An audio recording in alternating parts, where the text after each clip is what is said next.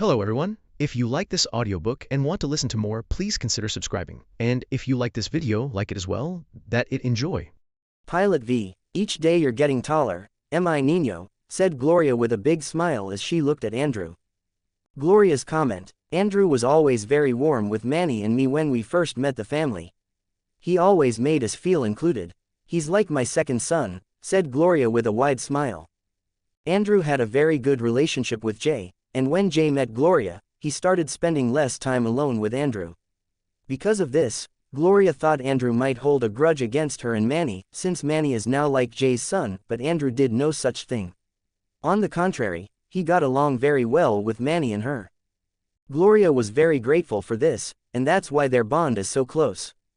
End of comment. Thanks to eating everything on my plate, said Andrew with a smile, used to how affectionate Gloria was, though with Manny, she was much more so.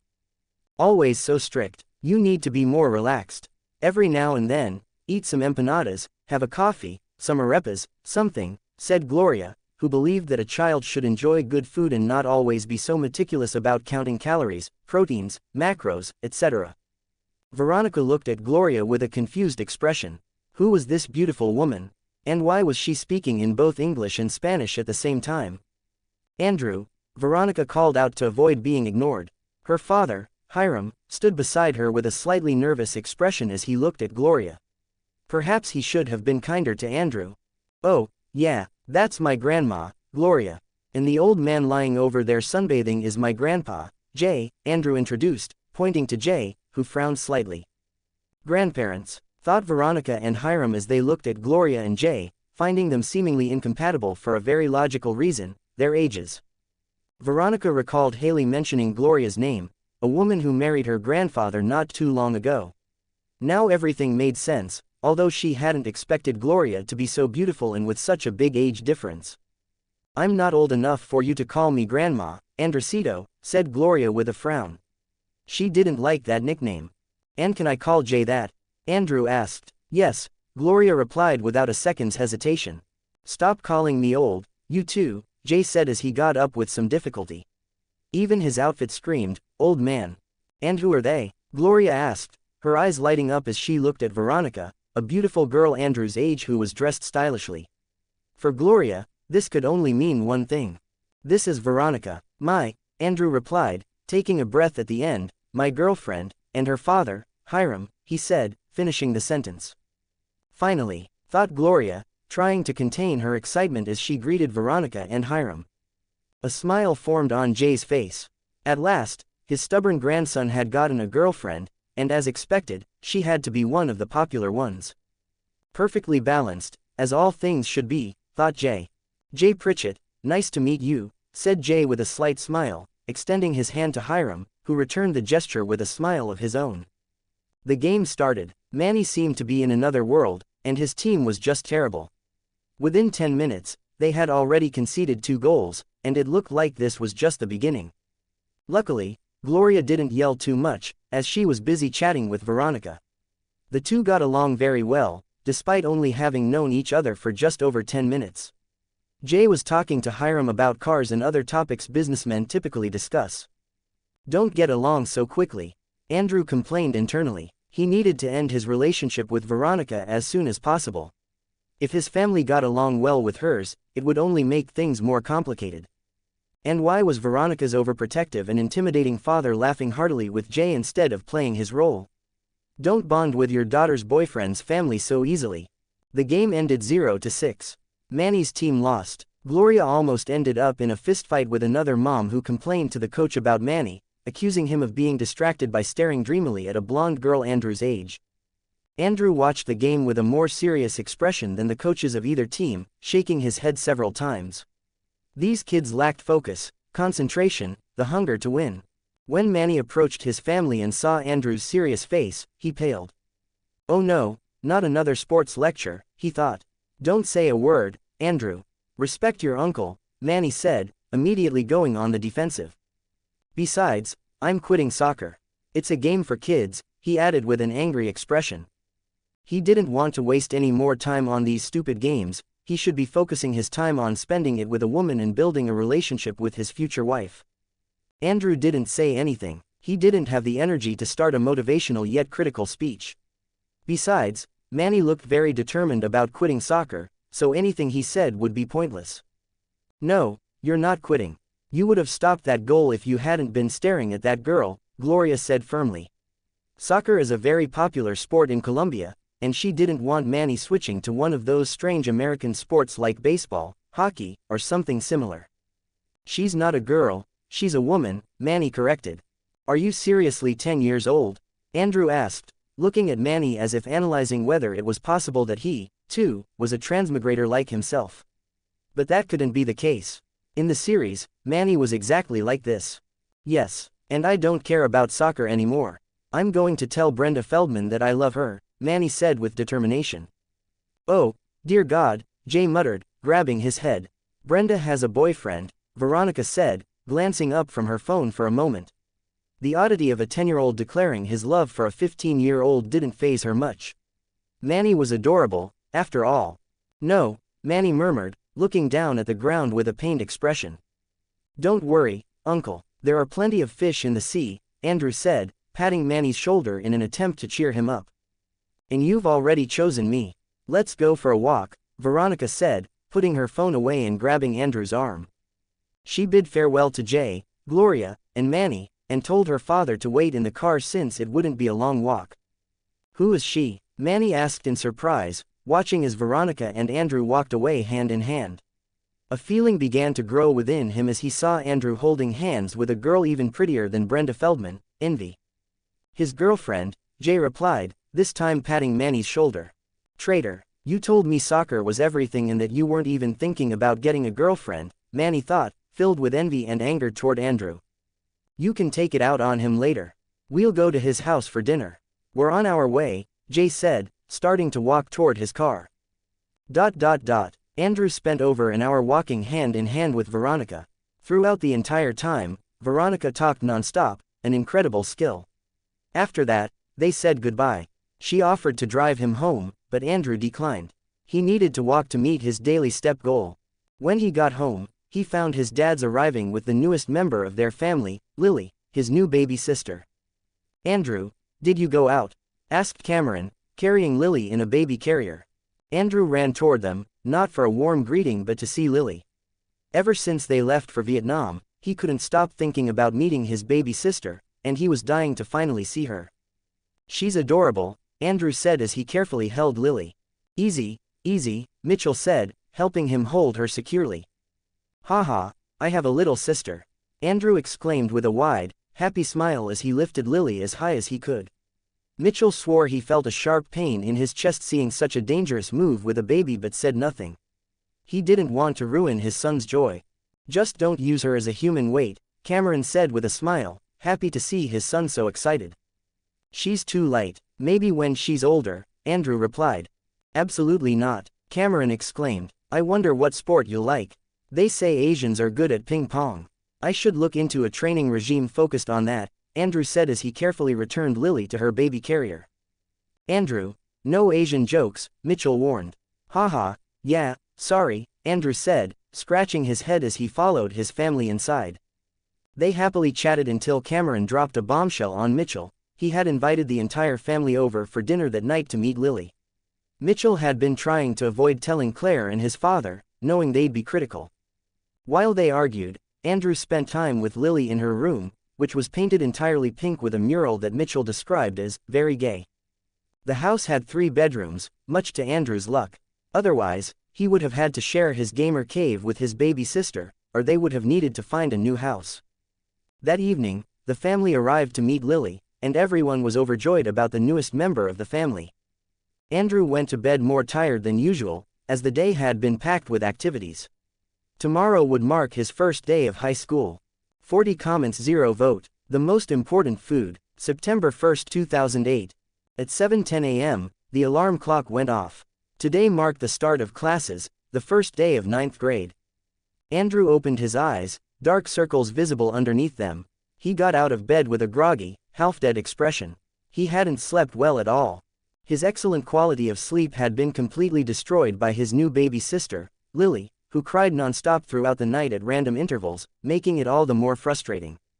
When the crying stopped, You could sleep peacefully, but just before you drifted into a deep sleep, bam, she'd start crying again, loud and irritating. Andrew got up and changed at a much slower pace than usual. After that, noticing he still had some time, he turned on his computer.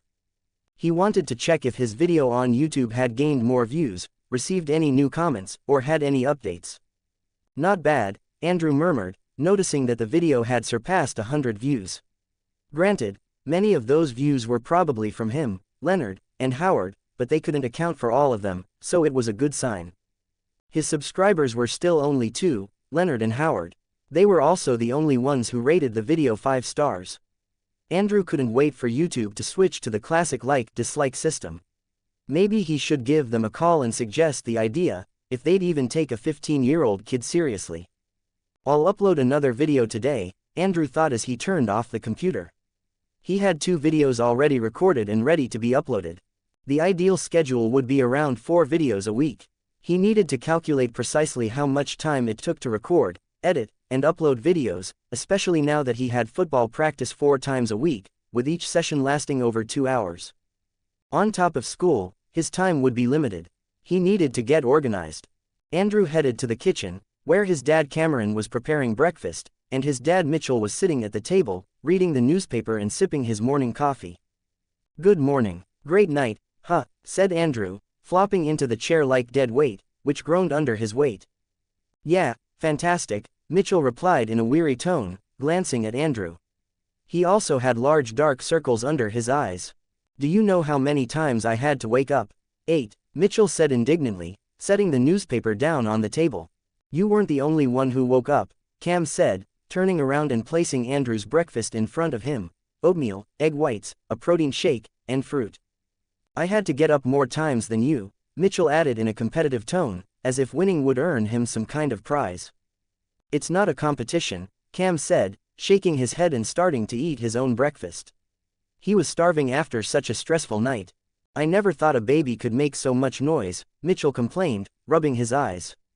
"And what about you, Andrew? Did you sleep through the night like always?" "No, I woke up a few times, but at least I didn't have to stand guard like you two," Andrew replied, taking a sip of his shake. Andrew couldn't help but glance at Cam's breakfast: fried eggs, greasy bacon, and buttered toast. "What's wrong?" Cam asked, raising an eyebrow at Andrew. He knew how strict his son was about food. It wouldn't be the first time Andrew tried to convince him to eat healthier. "Your entire breakfast is empty calories. Saturated fats," Andrew said, unable to resist giving him a critical look. "Here we go again," thought Mitchell. He wasn't sure what was worse, Andrew's nutrition lectures or Lily's crying. "I know, but you have to be indulgent. Life is for enjoying, right?" Cam said with a chuckle, taking a bite of his toast. "That's not being indulgent, Dad. If you eat like that every day, it's not indulgence, it's a habit," Andrew retorted. "Breakfast is the most important meal of the day. The fuel that gives you energy to start the damn day," Andrew exclaimed, his voice full of emotion as if he were giving a motivational nutrition speech. "Oh boy," Mitchell thought, resuming his reading of the newspaper. "I know, Andrew, you've said that 100 times. By the way, what's going on with your girlfriend?" Cam said, quickly changing the subject with a mischievous grin. Mitchell tuned into the conversation. They were both surprised to find out the day before that Andrew had a girlfriend after the small party they threw for him, thanks to them. They were great parents. Take that, Claire, Mitchell's thought. They didn't get to talk about it further because the whole family came over for dinner and they exhausted from the trip. So, the mystery of Andrew's new girlfriend was left hanging in the air. Andrew stared at his oatmeal with a grimace on his face. "Oh, that," he said. Cam and Mitchell exchanged looks. "And," Cam pressed, his eyes fixed on his son, "what's up with that girl? It turns out Veronica declared her love for me in front of everyone at the party. And I didn't want to reject her, because if I did, there'd be a scene. So, I ended up being her boyfriend. Life's pretty crazy, huh?" Andrew said with a sigh. Cam and Mitchell sat in silence for a moment, processing the information. Then, in unison, they exclaimed, "Damn it. What's going on with them all of a sudden?" Andrew thought, looking at them strangely. "So, our strategy to help you be more social resulted in a relationship by obligation," Cam said, frowning. "Strategy," Andrew repeated, furrowing his brows. He knew exactly what his parents were trying to do, but hearing it from their mouths made everything even stranger, for lack of a better word. Oh, no, I didn't mean strategy, I meant spaghetti. Yes, spaghetti. Today is September 1st, and the Tucker family has the obligation to eat spaghetti every year, no exceptions, Cameron said with a nervous laugh. Quote. Andrew rolled his eyes and said nothing. They never ate spaghetti on the 1st of September. Well, looks like you've got a teen movie plot on your hands, Mitchell said, sighing. How do you plan to handle it?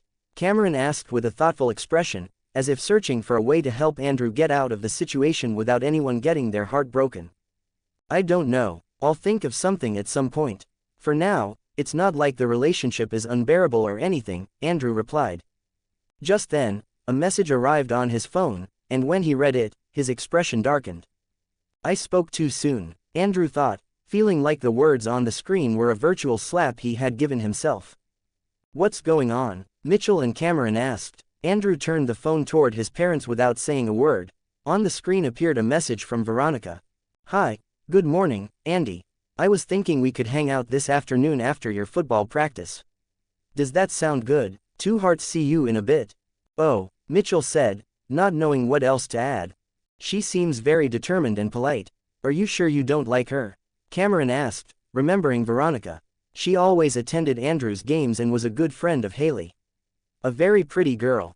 I don't have time for a girlfriend, or dating, Andrew said, placing the phone on the table.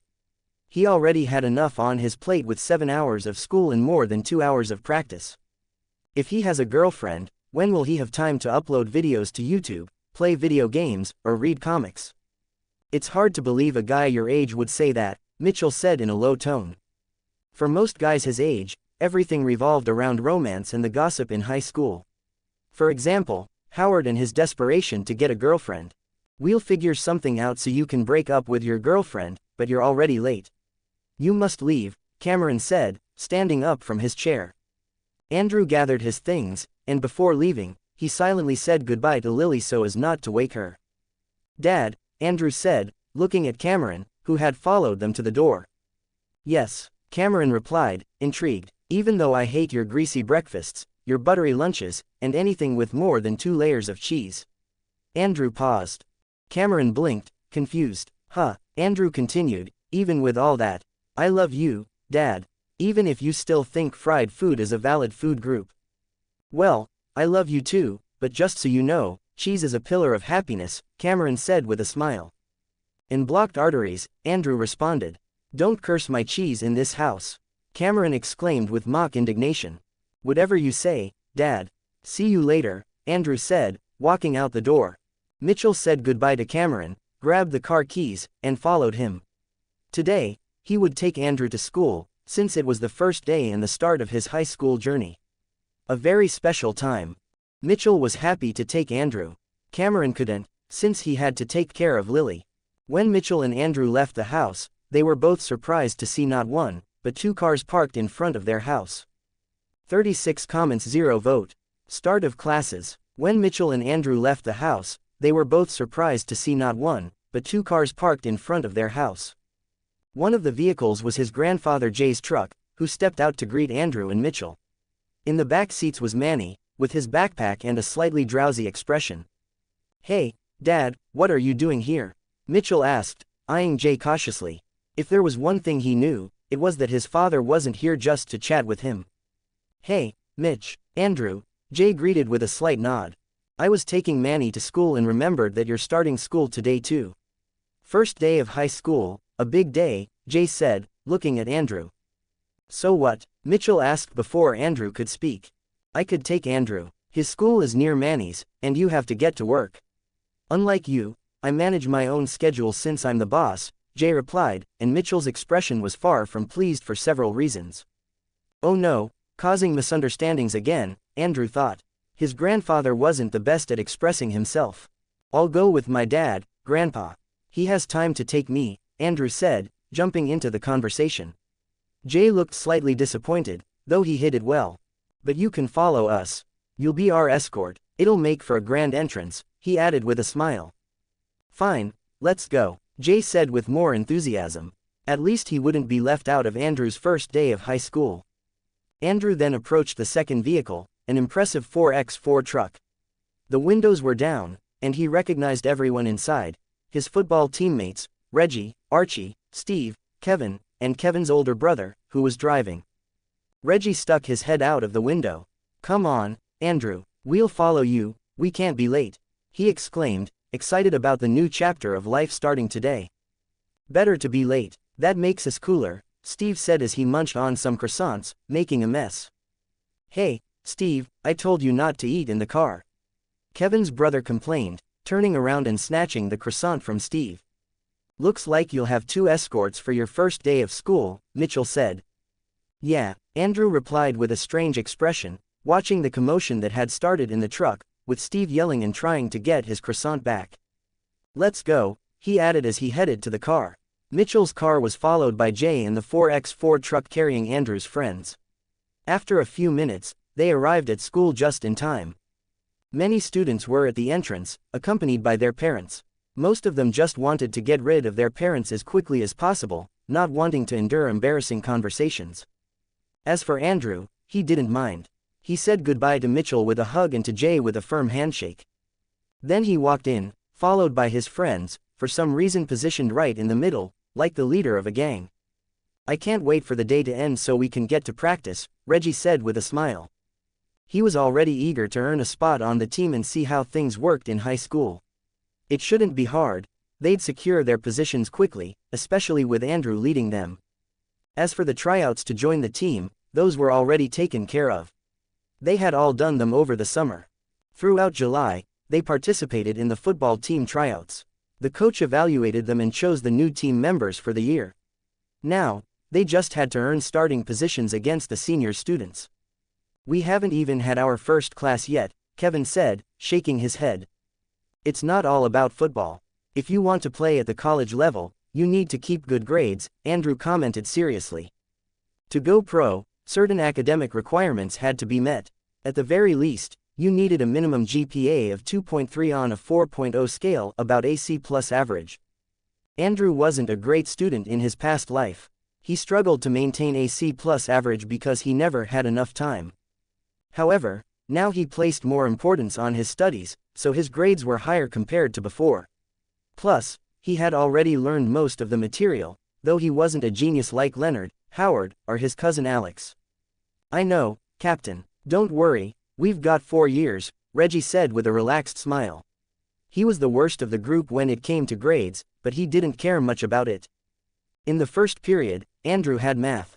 Unfortunately for him, he shared the class with Veronica, meaning he had to keep up the act of being her boyfriend.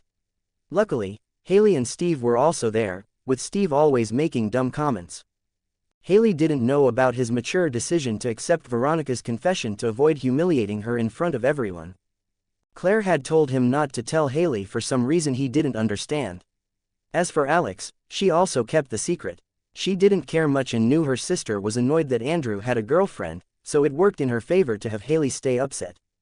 Veronica brought up the topic of their date after practice, but Andrew managed to dodge the subject without giving an answer.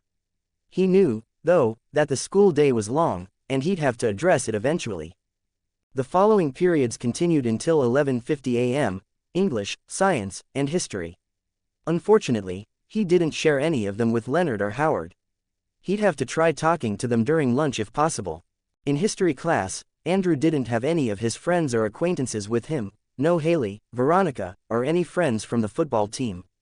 So, when the class ended, he walked alone toward the cafeteria. It's nice not getting so many stares, Andrew thought. In middle school, he had been extremely popular, and wherever he went, he'd get stares and whispers. Here, he wasn't as well known, although he didn't go completely unnoticed either. Dylan, a senior, recognized him from an interview and had even watched some of his middle school games, so he wasn't entirely unknown to the other students. As he turned a corner at a blind spot, he bumped into someone, causing them to fall to the ground and scatter a pile of books they had been carrying. The person who had collided with Andrew felt like they had run into a brick wall. Andrew hadn't even moved an inch, it would take much more force to push or trip him. "Ouch, is your skin made of metal or something?" muttered a girl, rubbing her forehead with a slightly annoyed expression. "Oh, sorry, are you okay?" Andrew asked, crouching down to pick up the books. He hadn't heard the girl's murmur. The girl stopped rubbing her forehead and looked up at the person she'd bumped into. "Andrew Pritchett," she asked. "Do we know each other?" Andrew asked, examining the girl more carefully. Pale skin, short brown hair with lighter tips, and striking blue eyes. He couldn't recognize her. No, of course not. "Sorry for bumping into you," the girl said hurriedly as she stood up and snatched the books from Andrew's hands. Within moments, she disappeared from his sight. Well, that was weird, Andrew thought, and without giving it further importance, he resumed his walk to the cafeteria. When he arrived, he saw his friends calling him over from a table. They had saved a seat for him, so he went over and sat down. Haley, Veronica, and two of their friends were also there. "Why did it take you so long?" Haley asked, sipping her drink. "The history teacher talks really slowly," Andrew replied, dropping into the chair. He glanced at the long line in the cafeteria and sighed. He needed food that met his nutritional requirements, but he knew he wouldn't find it there. Cafeteria food wasn't the best option. Public school lunches weren't exactly high-quality meals. His meals were usually prepared by Cam, but not this time since Cam had been too busy with Lily, last night's dinner, and other things. Andrew hadn't been able to cook for himself either, having been busy all day Sunday. "What's with your face?" Steve asked, happily munching on his cafeteria sandwich.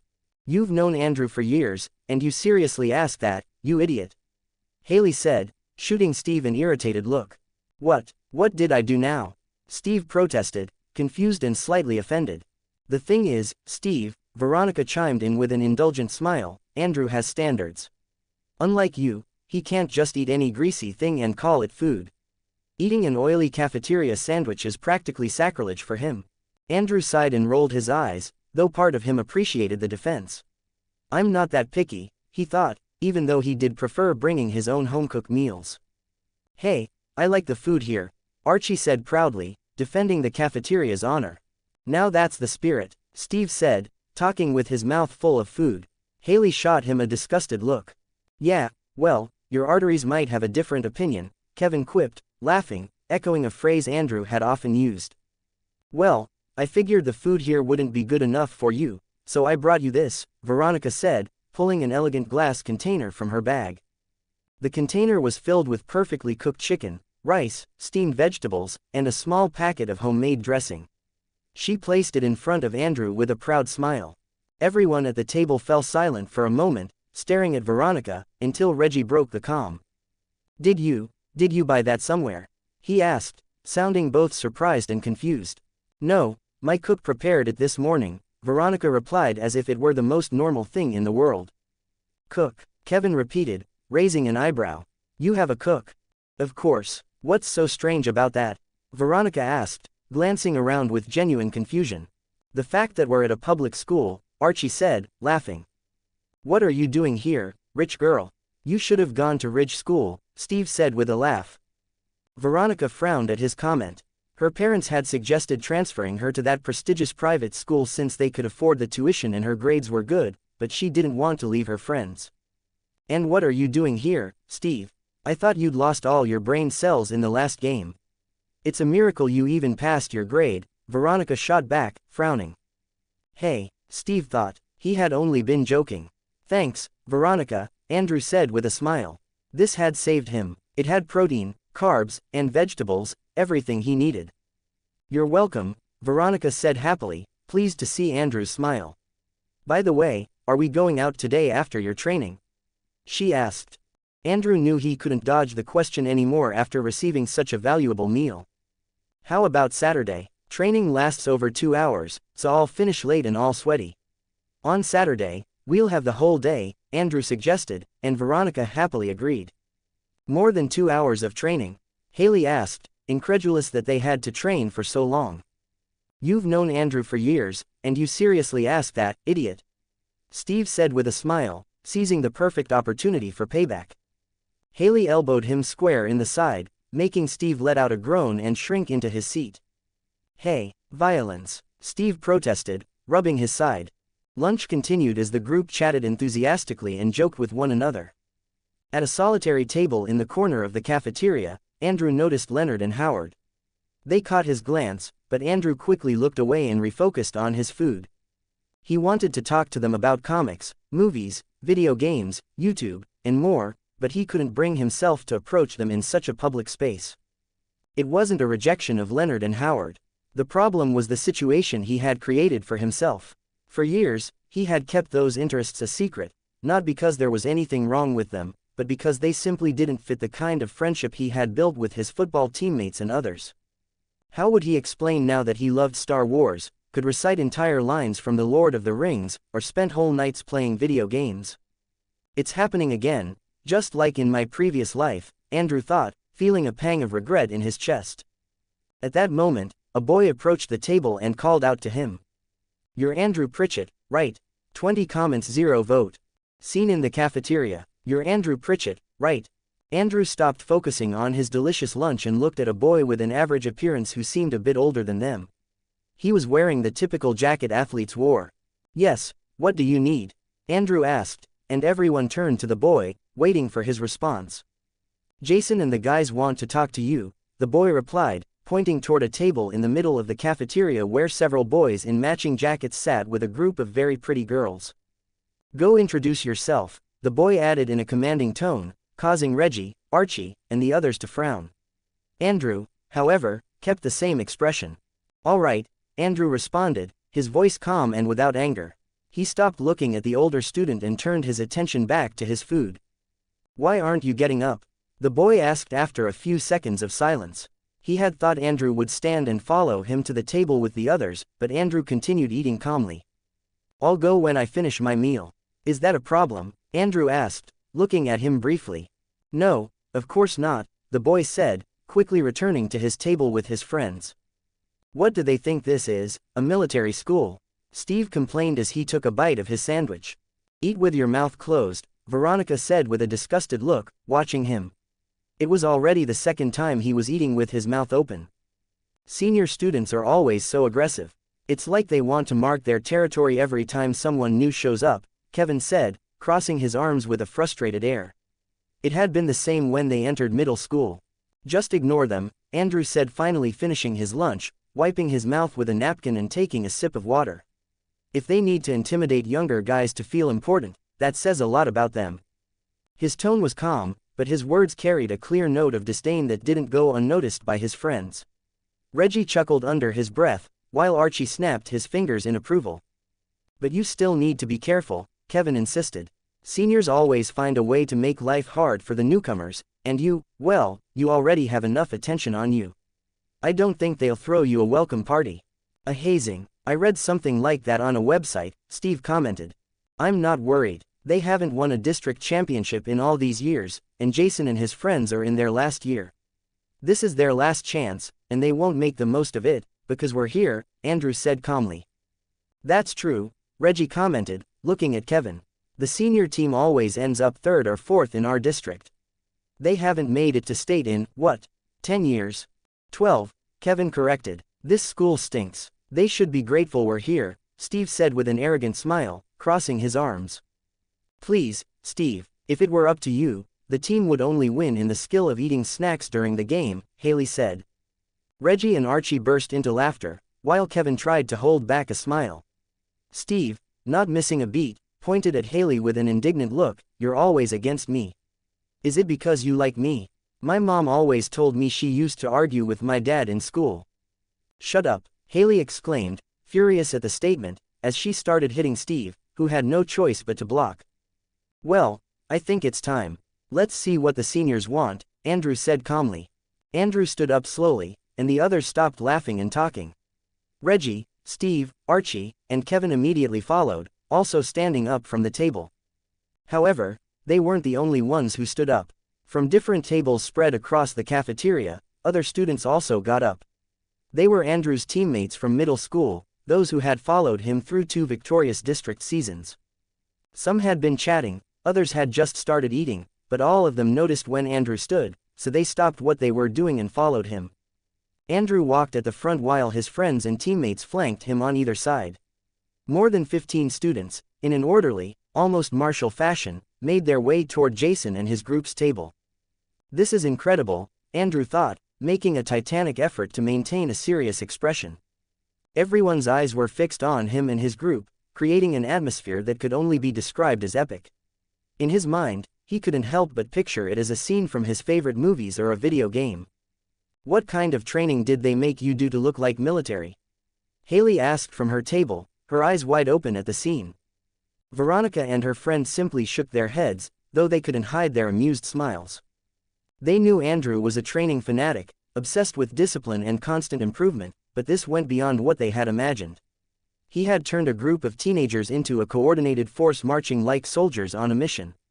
"Who's Jason? I'm here. What do you need?" Andrew asked. His voice was firm but respectful, with no trace of arrogance. Behind him, more than 15 guys stood silently, backs straight, supporting him. There was no need to be arrogant when you had the backing of over 15 of your peers.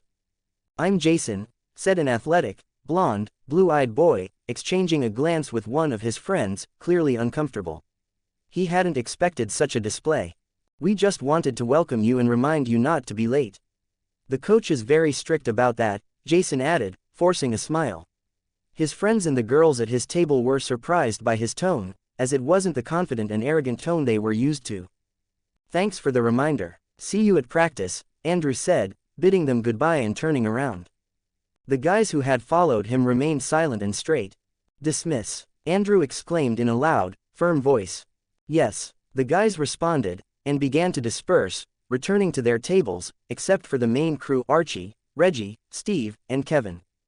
Andrew returned to his table followed by Archie and the others, under the gaze of everyone in the cafeteria. He now realized that perhaps staging such an epic scene wasn't the best idea, as he was about to become the center of attention again. "Interesting. Not bad," murmured a girl with long, straight blonde hair sitting at Jason's table. "What did you say, Regina?" asked her friend, looking at her. She had been paying attention to the surreal situation that had just unfolded and hadn't heard her. "Nothing," replied the blonde girl, named Regina. After lunch, classes continued. He had the 5th and 6th periods of the day. After finishing those, he had his last class, which was an elective. Andrew chose technology as his elective. The class was called Introduction to Programming.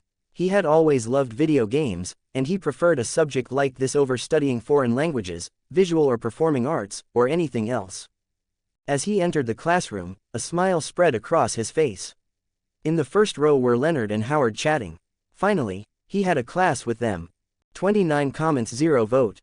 Pippa Fitz emoji. "Hi, guys, we finally have a class together," said Andrew, sitting right behind Leonard and Howard. The desk was set up with a computer, monitor, mouse, and keyboard. "Hey, did you really choose programming as an elective?" Leonard asked, confused. It wasn't the kind of subject you'd expect a popular athlete to pick.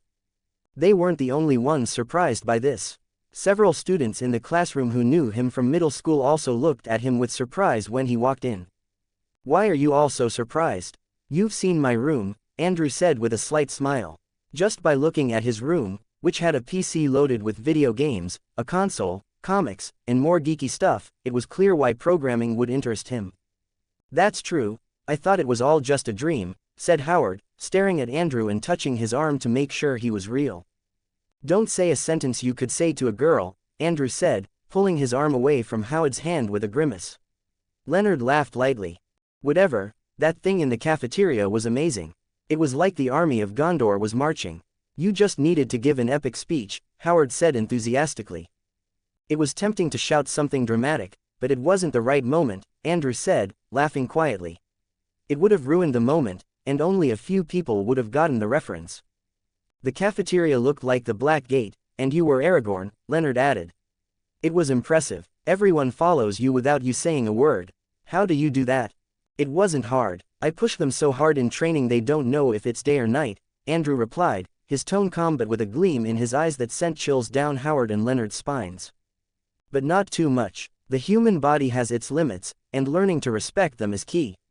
If you push them too far, the next day they won't be able to stand up, and that ruins all the progress. You have to know when to stop squeezing," Andrew added. "Stop squeezing," Howard and Leonard repeated in unison. Andrew ignored them and continued, "The trick is knowing when to stop. If you let them recover, their bodies adapt, and when they start noticing they're faster, stronger, or have more stamina, they motivate themselves. It's like a snowball. Every little improvement pushes them to want more. They stick to the regimen because they know it works. So basically, you turn them into progress addicts, Leonard commented, eyeing Andrew cautiously. It doesn't sound great the way you put it, but yeah, something like that, Andrew said. Howard swallowed hard and asked, you only apply that to the team, right? We're not on the team, he clarified, just in case. Andrew raised an eyebrow. I'm not going to turn you into physical progress addicts. Though, didn't you feel better after biking the other day? Well, yeah, wait. You're trying to convince us right now, aren't you? Howard said, looking at Andrew suspiciously. Andrew shrugged with an innocent smile. I'm just telling the truth. Releasing endorphins helps combat stress, improves mood, and even boosts concentration.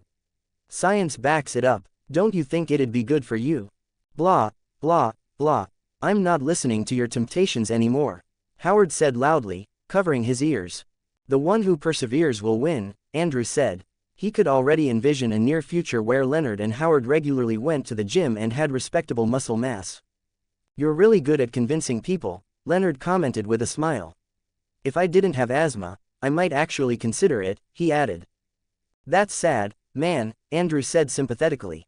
All right, class, quiet, the professor said as he entered the room, which had about 20 students.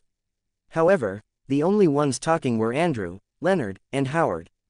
Oh, a respectful class for a change, the professor muttered to himself as he positioned himself in the center, looking over the group he'd be teaching all year. My name is Elliot Smith, and this year I'll be your guide into the fascinating world of programming, the professor announced. He was a man in his 30s with light brown, slightly messy hair and glasses sliding down the tip of his nose. Professor Smith wrote the year's syllabus on the board. Afterward, he asked the students to turn on their computers and open the program they'd be using throughout the course, Eclipse-IDE. Eclipse-IDE is an integrated development environment used for creating various software applications, particularly in Java. Being free and open source, it's one of the most popular Java IDEs in the tech world. That's what the professor explained. Andrew curiously examined the program's interface as it loaded. A top toolbar with options like File, Edit, and Run, a side panel called Project Explorer for managing and organizing projects, a central window, the editor, where they'd write their code, and a console at the bottom, where program results or error messages would appear. Professor Smith strolled slowly between the students, ensuring everyone had Eclipse open and running correctly. Then he returned to the front of the class and wrote on the board, Hello World. Let's create our first program, Smith said enthusiastically. Andrew was one of the first to complete the Hello World program. It was very easy for him, and he never imagined he'd excel in a school subject like programming. Studying had never been his strong suit. However, he now had a clear advantage since he had transmigrated into the body of a 5-year-old. If he struggled with something as simple as Hello World, he'd be a hopeless idiot. Since he had extra time, he decided to write a slightly more ambitious program. He aimed to create one that calculated the average of 3 grades input by the user. After a few minutes, he finished, but it didn't work. What's wrong? Andrew muttered to himself, staring at the screen with confusion and a bit of frustration. That's not going to work like that, said a female voice from his right, pulling him out of his thoughts. Andrew turned his head and saw a girl with short brown hair and blue eyes. Excuse me, Andrew asked, looking at her pale face. He recognized her. It was the girl he had bumped into on the way to the cafeteria a few hours ago. Your program, it's not poorly written, but I can see you mixed up the order of operations, the girl said, pointing to specific spots on the screen. And you forgot to use parentheses before dividing. Right now, you're just dividing the last grade by 3, she added. Andrew blinked and looked back at his code. She was right. With the error spotted, Andrew quickly fixed his code, and when he ran it this time, it worked. And here I thought I'd have an edge in at least one academic subject on the first day of school, Andrew thought as he glanced at the girl sitting to his right, now focused on her own computer. Thanks, but I don't know your name, Andrew said. Oh, right, I didn't introduce myself, the girl replied with a slightly rushed smile, as if suddenly realizing she'd forgotten something obvious. I'm Pippa, Pippa Fitz-Amobi, Andrew nodded, silently repeating the unusual name in his mind to remember it. Andrew, Though I guess you already know that, he said, recalling how she'd mentioned his name earlier when they bumped into each other. Yeah, the quarterback, right. We went to the same middle school. Everyone used to talk about you, Pippa remarked. And after the scene you pulled in the cafeteria, it'll probably be the same here, she added. Yeah, haha, Andrew said, scratching the back of his neck awkwardly. They both returned to their work. Out of curiosity, Andrew glanced at Pippa's screen and saw some very complicated code. Whoa, you're really advanced. Are you passionate about programming? Andrew couldn't help but ask. Someone writing such complex code couldn't be considered a beginner. Not at all, I just read in my free time. I guess I enjoy learning new things, don't you? Pippa replied as she continued typing more code. Andrew nodded, but his response was more of a reflex than an actual agreement. He then glanced at the screens of Howard and Leonard, who were sitting across from him. Like Pippa, those two were writing complex code that Andrew found difficult to understand at a glance. When the bell rang, signaling the end of class, Andrew leaned back in his chair, crossing his arms. We're definitely in different leagues, he murmured to himself with a smile. It wasn't a complaint, it was an acceptance. Each one of them has his area in which he stands out as a genius, in his case it is sports. With classes over, Andrew headed to practice with his friends and teammates who were also on the team. They arrived several minutes early. In this way, more than a week passed. 35 comments 0 vote. Programming partner. Thursday, September 11, 2008. Several days had passed since Andrew started school.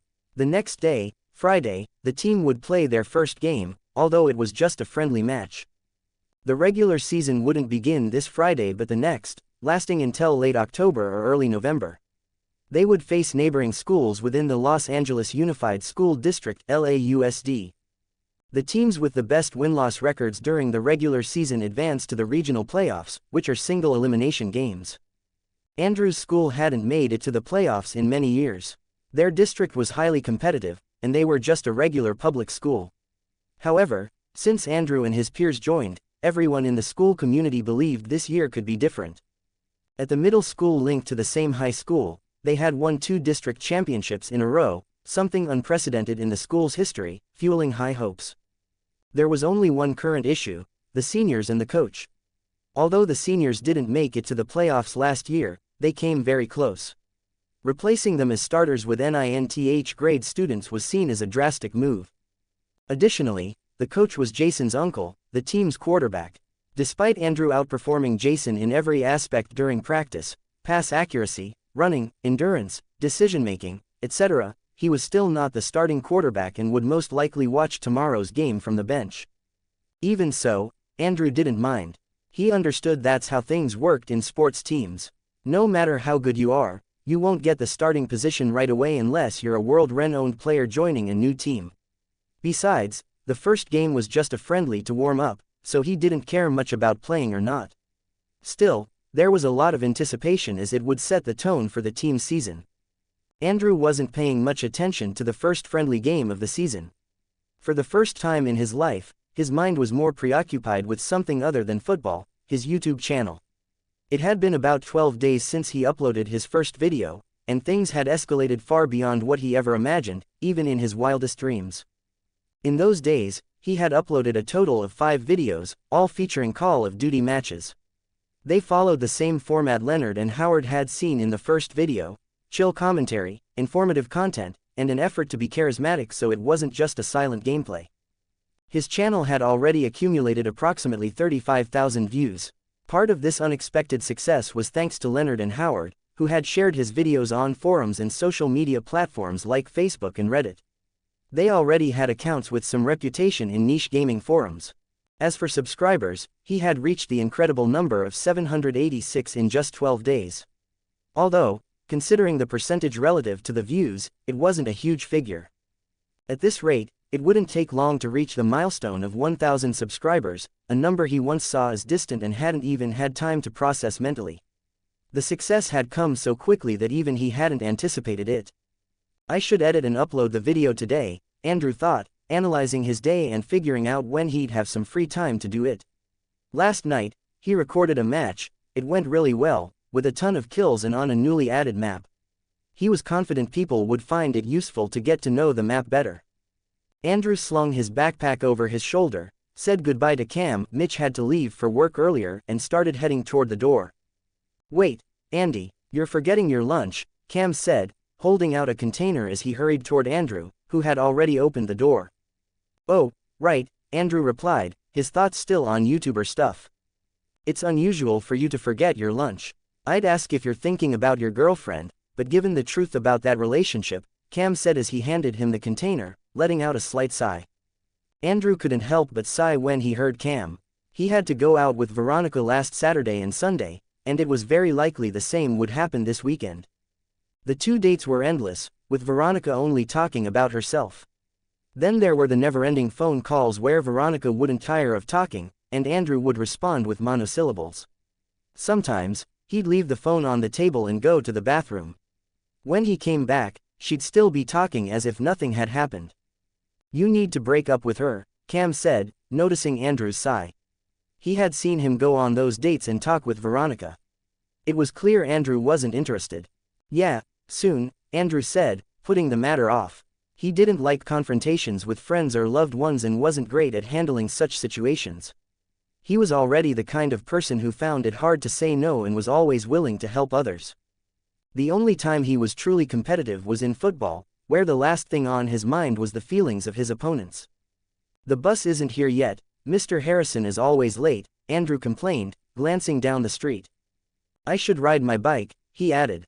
"Absolutely not. It's 8 kilometers to school. You'd arrive sweaty, and it's dangerous at the speed you ride your bike," Cam said firmly.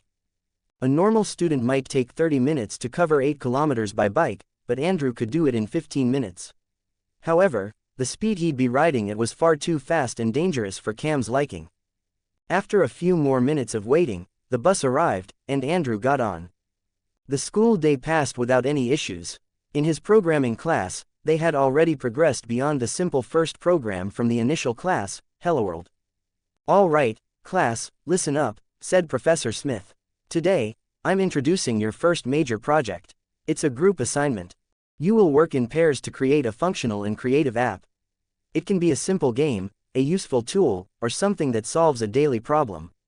The important thing is that it reflects what we'll be learning these months, from programming logic to basic interfaces.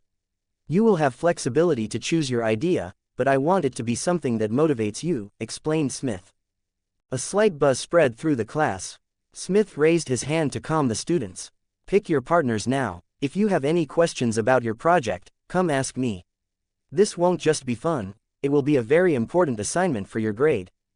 Andrew looked toward the front, where Leonard and Howard were already discussing which app to make. Despite spending more time with them in the last few days, his friendship with Leonard and Howard was still superficial. Their friendship had started just over 12 days ago. They were a well-established duo, and he was the new friend who still hadn't fully fit in. When it came to choosing groups, being left out was almost inevitable. In this class, Andrew didn't have any other friends besides Leonard and Howard. As he looked around, searching for options, his eyes landed on Pippa, who was already watching him with an arched eyebrow. His relationship with Pippa had improved in the past few days. They were now programming partners who helped each other, although he was the only one getting help from the smart and perfectionist girl, a quality he had noticed in the past days. She didn't hesitate to point out flaws in his code with surgical precision. Sometimes, her tone could seem slightly intrusive, but not because she wanted to be condescending or boastful. It was just her way of being, direct and determined to help. For someone who didn't know her, her enthusiasm for correcting could come off as arrogance, but Andrew had already learned there was no ill intention behind her words. "Looks like we're the only ones without a group. Partners?" Pippa asked directly. "Yeah, sure, partners," Andrew said with a somewhat relieved smile, happy not to be left alone. "Plus, it's good to have someone smart as a partner. Although I warn you that I'm not a genius at this like you," Andrew added. Pippa rolled her eyes with a funny smile. "Oh, please, I've only corrected you a couple of times." "Only a couple of times," thought Andrew, but he said nothing. She even corrected the spelling mistakes in his notes if she happened to see any. Professor Smith paired up each student with their partner and then explained the main points of the project before the class ended. "We need to decide what kind of functional app we'll make," Pippa commented while meticulously organizing her notes on the desk. Her movements were precise, as if each sheet had an exact place. The professor gave us time until Monday to come up with a basic idea. It's not much, but enough to come up with something solid, though not final, she added. I have practice now, and tomorrow is the first game, Andrew said, looking thoughtful. He needed to find a slot in his schedule, maybe on Saturday or Sunday. Pippa watched him for a few seconds. We'll decide tomorrow, she said finally, surprising Andrew. He had expected her to insist on solving it right away, true to her perfectionist nature. Aren't you going to insist we do it now? Andrew asked, half joking. I can be reasonable, Pippa replied with a slight shrug, as if it were obvious. Although you might not believe it, I understand that not everyone's priorities revolve around programming. Wow, is that empathy? Andrew joked as he packed up his things. Call it whatever you want. But don't take advantage of it, Pippa replied with a half smile. I'll only be lenient because tomorrow is your first game, and from what I can see, the whole school is excited. But don't think I'll forget about the project, she added. I knew there was a catch, Andrew said, chuckling under his breath. Consider this a patience loan.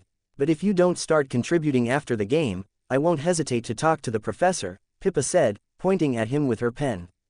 Got it, boss, Andrew replied, raising his hands in surrender as they walked toward the classroom door. Pippa rolled her eyes but couldn't help smiling. See you tomorrow, and good luck with the game. Andrew watched her leave. He wanted to ask if she was going to watch the game, but there was no time. I hope she goes, although I'll probably play on the bench, he thought, shaking his head, as he headed off to training. 24 comments, 0 vote. 1,000 subscribers. The day of the game arrived. They were facing the Glendale Hawks, a team from another district, so it was a friendly match. Despite being a friendly, there was a lot of buzz and excitement during the school day, as it was still the first game, and everyone had high hopes for the team this year. Plus, they would be playing at home. During the school day, most of the conversations were about the game, with students organizing plans to watch it with friends, guessing by how many points they would win, and especially debating who would be the starting quarterback for today's game, Andrew, the new quarterback who had just arrived from middle school, or Jason, the starting quarterback for the past 2 years. Most people were in favor of Jason and his experienced teammates taking the starting positions since they had been on the team longer and performed well last year. However, for Andrew, almost making the playoffs wasn't good enough. To him, that was mediocre performance. After classes, Andrew and his friends headed to practice. However, it wasn't a full regular practice session. The training focused more on strategy and was lighter, so it didn't last very long. Once it ended, they had a 2-hour break before the game. Andrew left the locker room with Reggie, Archie, Kevin, Steve, and other teammates from his grade who had been on the same middle school team. Naturally, the conversation revolved around the game. It's ridiculous that I'm not starting. The coach is blind. Obviously, he's siding with the seniors, but we all know we're better, Reggie commented with a scowl. Don't let the coach or the seniors hear you say that, or you'll spend even more time on the bench, Reggie, said Kevin with a slight smile. The others laughed, but Reggie gritted his teeth, clearly annoyed. He wasn't known for being the most patient in the group. Kevin, you lucky bastard. You're not complaining because you'll be starting. Guard has never been such a competitive position. It was easy to win, Kevin said, shrugging. The offensive guard's job is to protect the quarterback or open paths for the running backs. There are 2 starting guard positions. Kevin is tall and burly, much more so than Andrew and the others. His build is ideal for becoming an offensive or even defensive guard, although his speed is his weak point. The school's football team wasn't exactly known for having an outstanding offensive line. From the start, Jason had seen Kevin as a valuable asset. Having someone like him on the line meant he'd have at least decent protection on the field, something crucial for executing plays successfully. Stop complaining, Reggie, Steve chimed in with a mocking smile. Hit the weights more and become a guard. It'll be easier for you to start there than taking the spot from Jason's friend. The laughter that erupted from the others lightened the mood. In another group of rookies, a situation like this, where the seniors dominated the starting spots, might have caused nervousness or resentment. However, this group didn't seem upset. There was an almost palpable confidence among them, a certainty that their time would come sooner rather than later. And the main reason for that confidence was Andrew. It wasn't just because of his natural talent as a quarterback but also because of the impact he had on everyone around him. Training with him wasn't easy. He was demanding, competitive, and had an innate ability to read the game and find ways to improve, both individually and as a team. That's why, even though some like Reggie voiced their frustration, most of the group stayed calm. "Shut up, Steve, you don't even know what it's like to compete for a position. You're just another backup," Reggie shot back.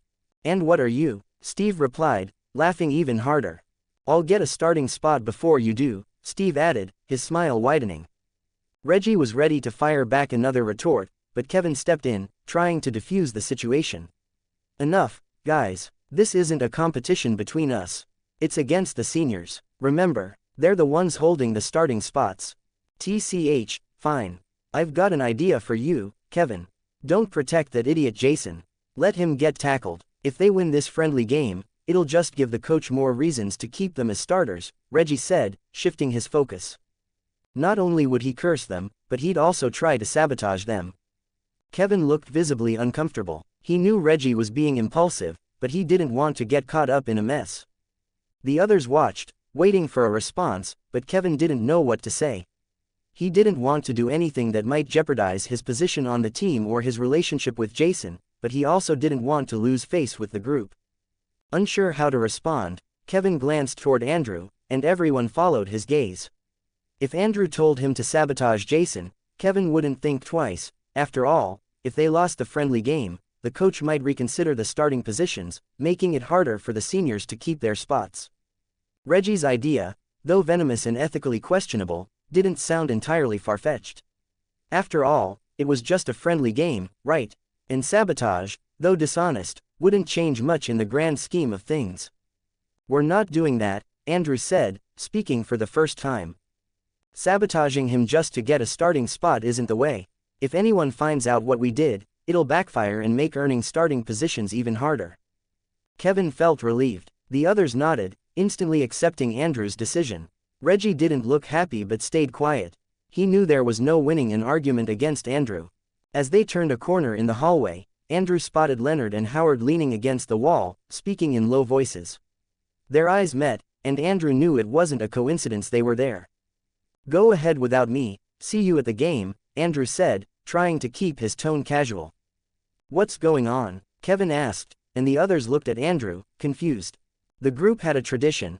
Before Friday night games, they always went to a restaurant together to pass the time before heading to the game. It was a ritual they'd kept since their second year of middle school. "I have to see Veronica," Andrew replied with the first excuse that came to mind. A clear lie, but no one knew he was now friends with Leonard and Howard or his interest in video games, geek culture, and so on. "Oh, it's that," Archie said with a knowing grin, and the others gave Andrew teasing smiles. "Are you going to give her kisses before the game?"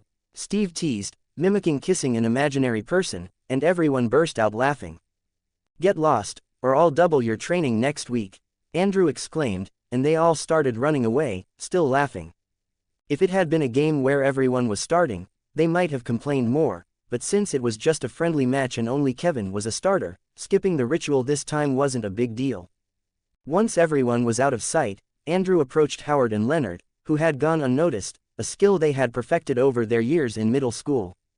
"What's up?" Andrew asked. "We finally found you," Howard said, acting nervous for some reason Andrew couldn't quite understand.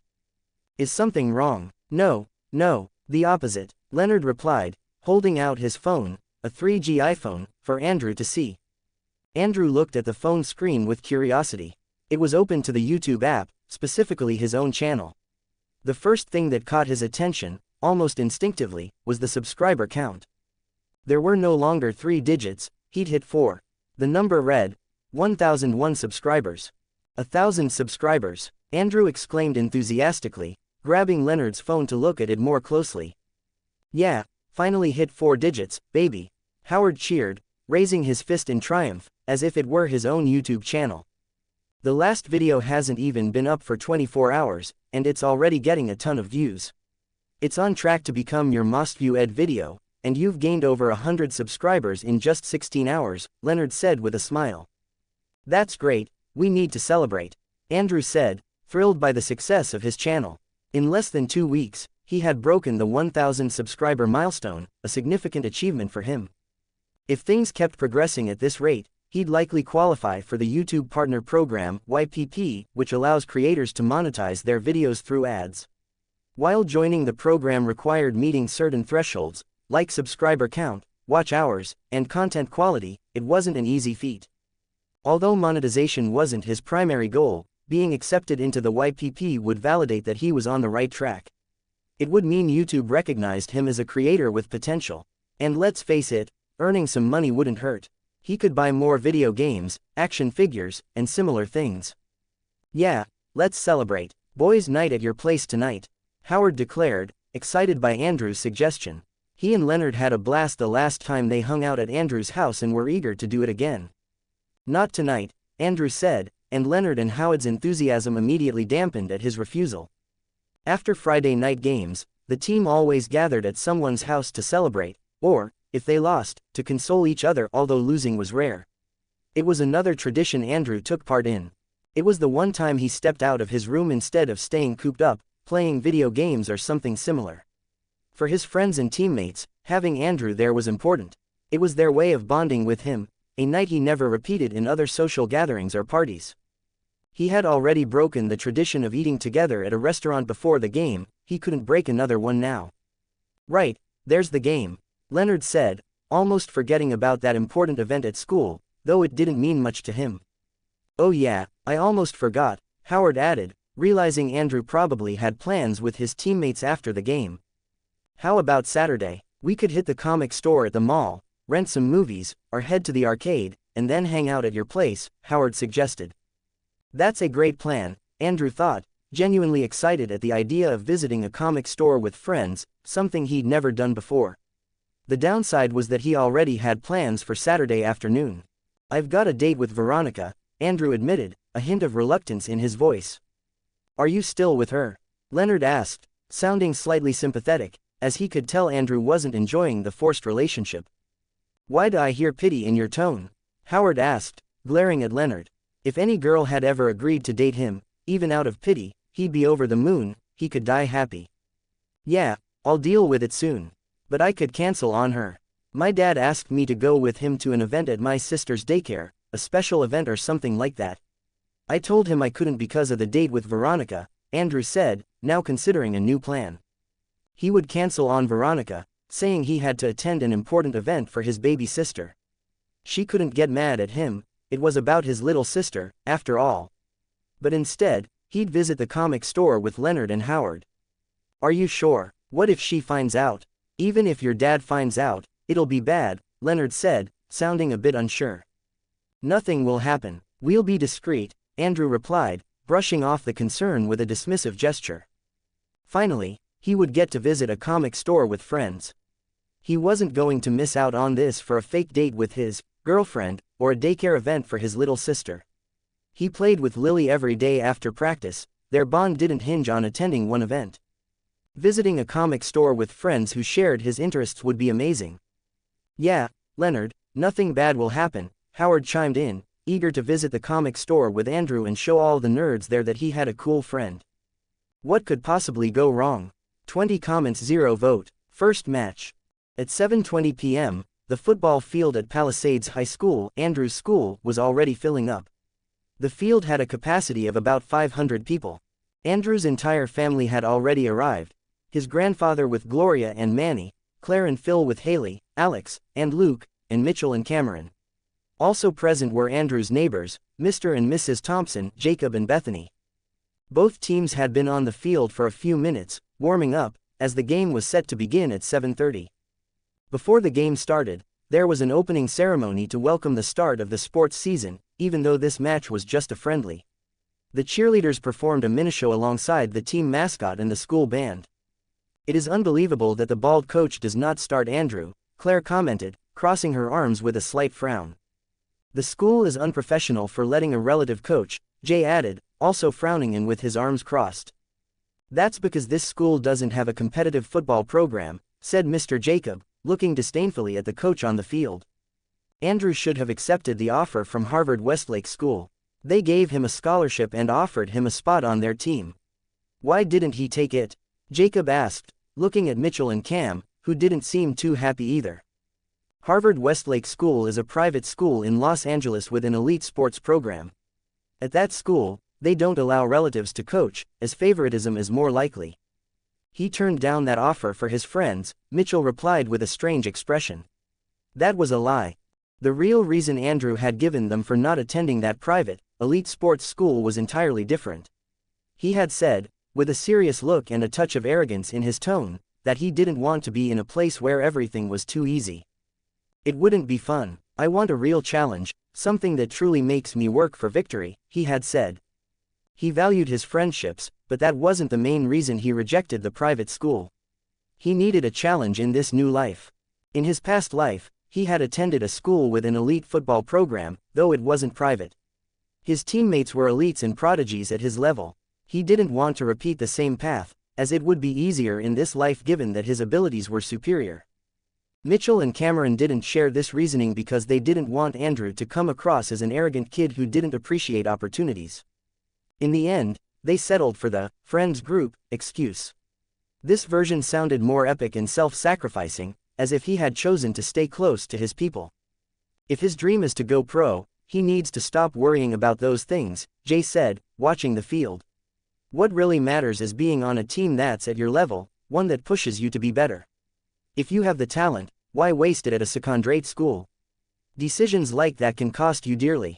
Jay genuinely believed his grandson had a strong chance of making it to the NFL, a dream he himself had once held but hadn't achieved due to a lack of talent. To him, Andrew was wasting his potential by staying at a school that wouldn't challenge him enough. Mitchell and Cameron exchanged an uncomfortable glance.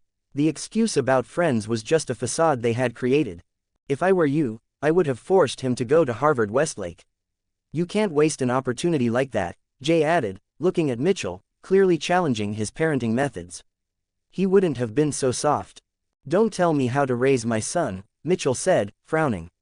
The atmosphere around the family grew tense. Dad, enough, Claire exclaimed, trying to diffuse the tension. Your days of being a father are over, she added. Hey, Manny is his new son. His time as a father isn't over, Gloria chimed in, wanting Jay to be a better father than her previous husband, Javier Delgado. Manny wasn't paying attention to the family argument. He was focused on the beautiful cheerleaders, particularly a girl with straight blonde hair who seemed to be the leader. I'm going to talk to the coach. I'll tell him I'm joining the cheer squad. I'll become the leader. I'll gain power within the team and make sure there's no favoritism. If I see any sign of injustice, I'll report it immediately. This is serious business, folks, Phil said enthusiastically, clenching his fist. He wasn't going to let any injustices slide. He would have to dust off his old cheerleading leader uniform. Absolutely not. You're a 40-year-old adult. Are you seriously planning to practice with teenage girls in revealing uniforms? Do you think that won't cause any problems? Don't even think about it. Claire immediately scolded him. Well, if they need help with flips or stunts, I'm ready. Phil said, completely oblivious to the potential issues that could arise. While the discussion continued, Haley slipped away to meet with Dylan. The game was about to start, and Andrew, sitting on the bench and watching the field, had no idea about the family argument. The game began with the home team on offense. Time passed as the crowd enthusiastically cheered on their team to remind the visitors that they weren't at home. It was a very close game.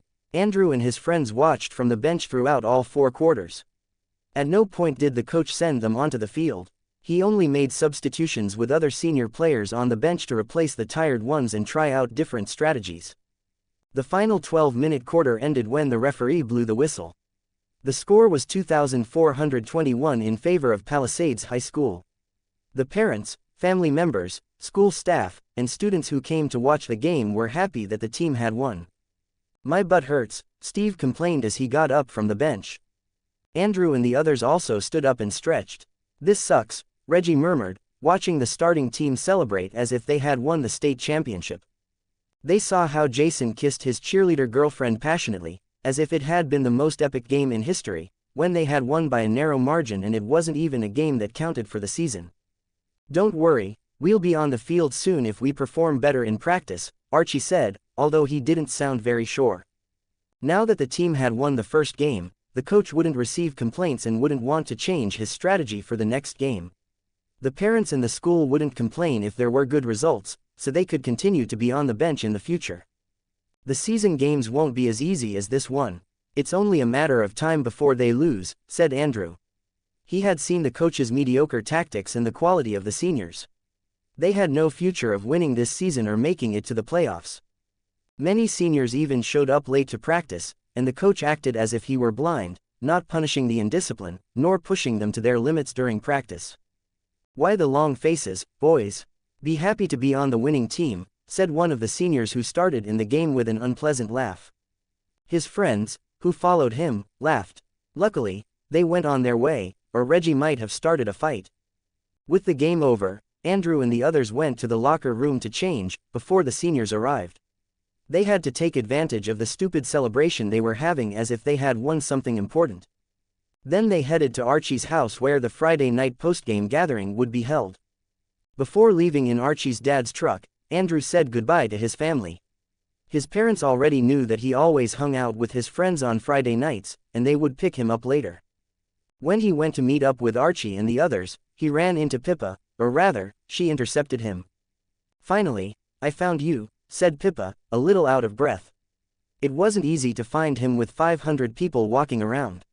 Plus, he wasn't wearing the team uniform anymore, which made him a little harder to spot. Oh, you came to watch the game, Andrew commented. He had tried to spot Pippa in the stands, but there were too many people. Yeah, I was kind of forced to by my friends and family, Pippa sighed. She would have been better off at home studying, or at one of her friends' houses without the crowd and all the excitement over a simple friendly game. I was surprised to see you on the bench the whole game. I wasn't the only one, many people talked more about that than the game. The big talented quarterback not stepping onto the field for even a minute. Nobody expected that. Did you show up late to practice, and that's why they benched you the whole game? She added with a slight smile. No, I didn't show up late to practice. I'm just on the bench because of a decision by the coach, Andrew replied, his tone less enthusiastic than usual. Although he knew he would soon be the starter and that his level was above Jason's, he didn't like missing a game, no matter how friendly it was. He wanted to play every game. Oh, sorry, I was just joking, you know, with all the rumors about you and the 2 championships you won. I didn't mean to say I don't think you're capable, just that sometimes I'm a little clumsy with what I say. Pippa said, starting to apologize, her voice speeding up as if she were trying to make her words come out as quickly as possible to cover the awkward moment she herself had created. Andrew watched her. He wasn't upset by her earlier comment. He knew she was just joking to lighten the mood, although her comment could be misinterpreted. I didn't mean to make you feel bad or anything like that, really, Pippa finally said, looking down a bit embarrassed by how much and how fast she had spoken. I know, Pippa, it's fine, you'll see me on the field soon, Andrew said with a smile to reassure her and let her know he wasn't angry. Great, Pippa murmured, relieved. By the way, call me Pip, she added, lifting her head and giving him a small smile. All right, Pip, Andrew replied with a smile. Then, he thought for a moment before adding, I'd tell you to call me by a nickname, but the only one I have is Andy, and well, it's a bit childish. Then I'll call you Andy, Pippa said with a playful smile. Didn't you hear the part where I said it's childish? Andrew asked. It's not that bad, it's like the kid who owns the toys in Toy Story, right? Pippa said, feeling the conversation had taken a more comfortable turn. Well, if you say so, then it's Andy for you. Why were you looking for me? To clarify the details about the project. We need to decide what functional program we're going to do. We have to bring something by Monday, at least a rough idea, Pippa said without much ceremony. Was the patient's loan over the moment the game ended? Andrew asked, amused by how seriously and quickly Pippa approached the work. Yeah, I don't like leaving things until the last minute, Pippa responded seriously. I thought we could catch up on Saturday or Sunday. I'm free both afternoons. How about you? Pippa asked. I can't on Saturday. Sunday will work, Andrew said. Why not Saturday? Pippa asked, wanting to work 2 afternoons on the project and bring the professor something well thought out and advanced. I have an event at my sister's daycare, Andrew replied, trying to keep a poker face. I didn't know he had a sister. Pippa thought, a little surprised. There were many rumors about Andrew, that his parents were gay and that he was adopted, that much was known, but not that he had a sister. They must have adopted her recently, Pip concluded. All right, Sunday it is. I'll give you my number so we can finalize the details, Pippa said, pulling out her phone from her pocket. I'll see you on Sunday then, boss, Andrew said after jotting down Pip's number on his phone. See you, Andy, Pippa said, using his nickname with a teasing smile.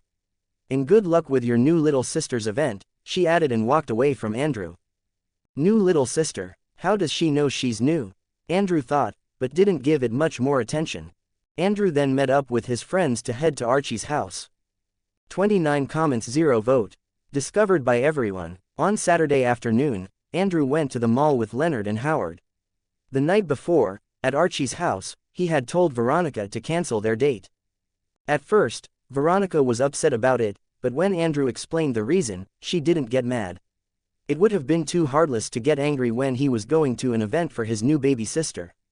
She wanted to reschedule the date for Sunday, but Andrew told her he couldn't make it then either because he had an important programming project to work on. He didn't mention that his partner for the project was a girl, knowing it would only create unnecessary problems he wanted to avoid.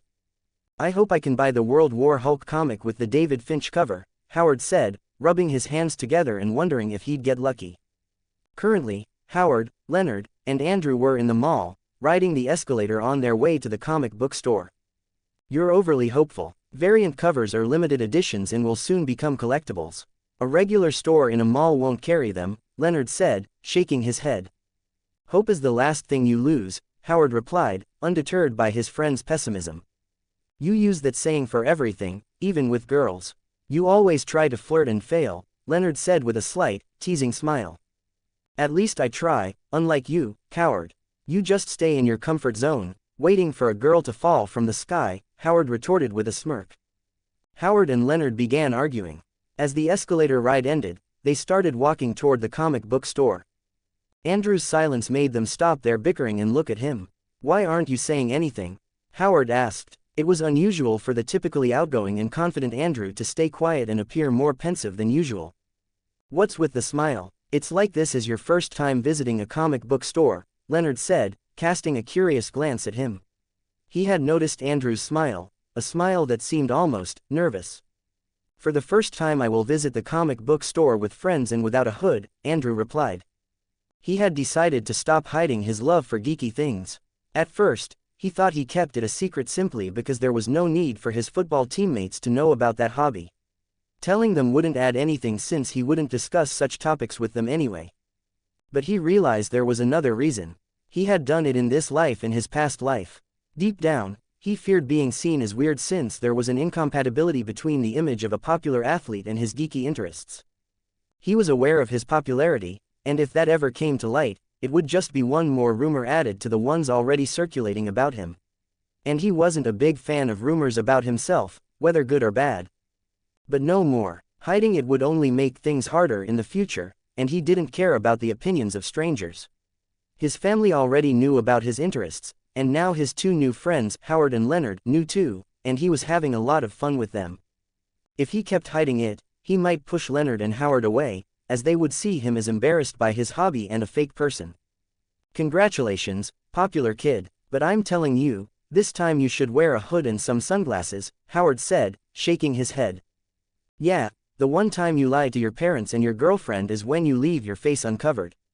You could get caught, Leonard said, a little worried about the situation. Leonard was happy Andrew had agreed to hang out with the two of them, but getting recognized wouldn't be good for him. Moreover, they didn't know Andrew had lied to someone else too, Pippa. The risk of being discovered had increased. Relax, nothing will happen. It's Saturday, the mall is packed, Andrew said with a calm, faint smile. So what? That just means there's a higher chance your girlfriend is here with her friends, Howard argued, air quoting the word, girlfriend. If there's a crowd, it's harder to be recognized. Besides, I asked Haley if she had any plans with her friends, and she said no. So, Veronica won't be here, and my parents are at the daycare event. Everything is under control, Andrew said. Haley was a close friend of Veronica. As for Pippa, she had mentioned she liked staying home or spending time at her friends' houses. She didn't seem to enjoy crowds or be the type to spend a Saturday at the mall shopping for clothes. If you say so, maybe it wouldn't be so bad if Veronica found you here, Leonard said with a thoughtful look. Oh, that's true. You didn't know how to break up with her. If she catches you here and realizes you lied to her, maybe she'll dump you, or at least it'll add a point toward a future breakup, Howard said, nodding as if it were a solid plan.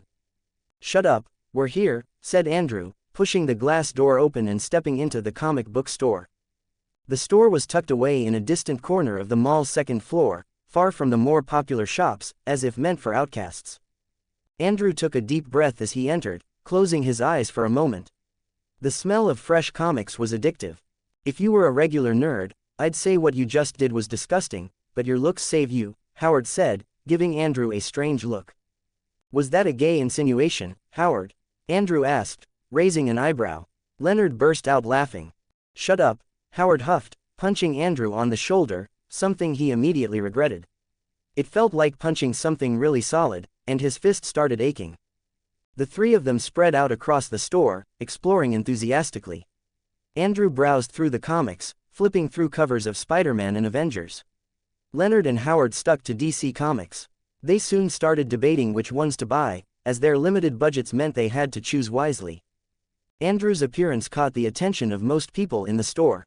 He was the opposite of the nerd stereotype, tall, athletic, and exuding confidence in his movements and speech. Between laughs, jokes, and debates, time flew by. They left the store, each with a comic tucked under their arm. This is fun, Andrew thought. It was the first time he had visited a comic book store with friends. They sat at a table in a cafe to grab something to drink and chat a bit more. Andrew needed to be home by around 5:30 p.m. He had arrived at the mall at 3. Mitchell and Cameron were attending Lily's event from 3 to 4. They thought Andrew was on a date with Veronica, and if his date lasted less than an hour, they'd know something was up, especially since they had noticed that Veronica tended to keep their son busy on dates for over 2 hours. His alibi had to be flawless. After enjoying their drinks and snacks, Howard and Leonard got up to use the bathroom. Andrew stayed behind at the table, gazing out the window at the bustling mall. It's almost 5. If I head back now, everything will be fine, Andrew thought with a faint smile. Nothing had gone wrong. He hadn't been discovered by anyone and had spent a pleasant afternoon talking about comics and nerdy stuff. Enjoying your coffee? A feminine voice asked, and the faint smile vanished from Andrew's face. Slowly, he turned around and saw the face of a girl he recognized. Pip, Andrew murmured, looking at Pippa, who was smiling faintly as she rested her arm on the back of his chair. Hi, Andy, Pip greeted with a wider smile, holding back laughter at the nervous expression on Andrew's face. It was the first time she'd seen him like this. When did you get here? Andrew asked, trying to act normal again. When you guys were talking about who would win, the Avengers or the Justice League, Pippa replied. Andrew's expression darkened. That had been 30 minutes ago, a conversation that had gone on far too long. Oh, you know, after my sister's event, I came to relax and grab a coffee with friends. Andrew said, trying to cover up his lie. You're a terrible liar, Pippa thought, noting Andrew's unnatural expression and tone. You told me in a message that your sister's event was at 3, and at that exact time, I saw you walking into the comic book store. My family has had me stuck here for a while, Pippa said, sighing in exasperation. Andrew wanted to slap himself. The night before, after getting Pippa's number, he couldn't resist texting her, and they chatted a bit. To make his lie more believable, he had specified the exact time of Lily's event. Are you mad? Andrew asked, noticing that Pippa's expression remained calm. There was no frown or sign of anger. She just looked at him serenely while sipping her shake. No, Pippa replied, lowering her cup and looking at him directly with a slight smile. Andrew frowned in confusion. Why wasn't she angry? He had lied blatantly and been caught. The reason, though she wouldn't share it with Andrew, was that she had overheard his conversation about comics and other geeky things. She had seen Andrew chatting with Leonard and Howard a bit during programming class but didn't think they were that close. It surprised her that a popular athlete like Andrew had such a geeky hobby and 2 friends who didn't seem like they'd fit with him at all. She liked seeing that there was more to Andrew than met the eye. Most athletes she'd known were jerks or idiots with egos the size of mountains. Tomorrow, we're doing the project without fail, okay?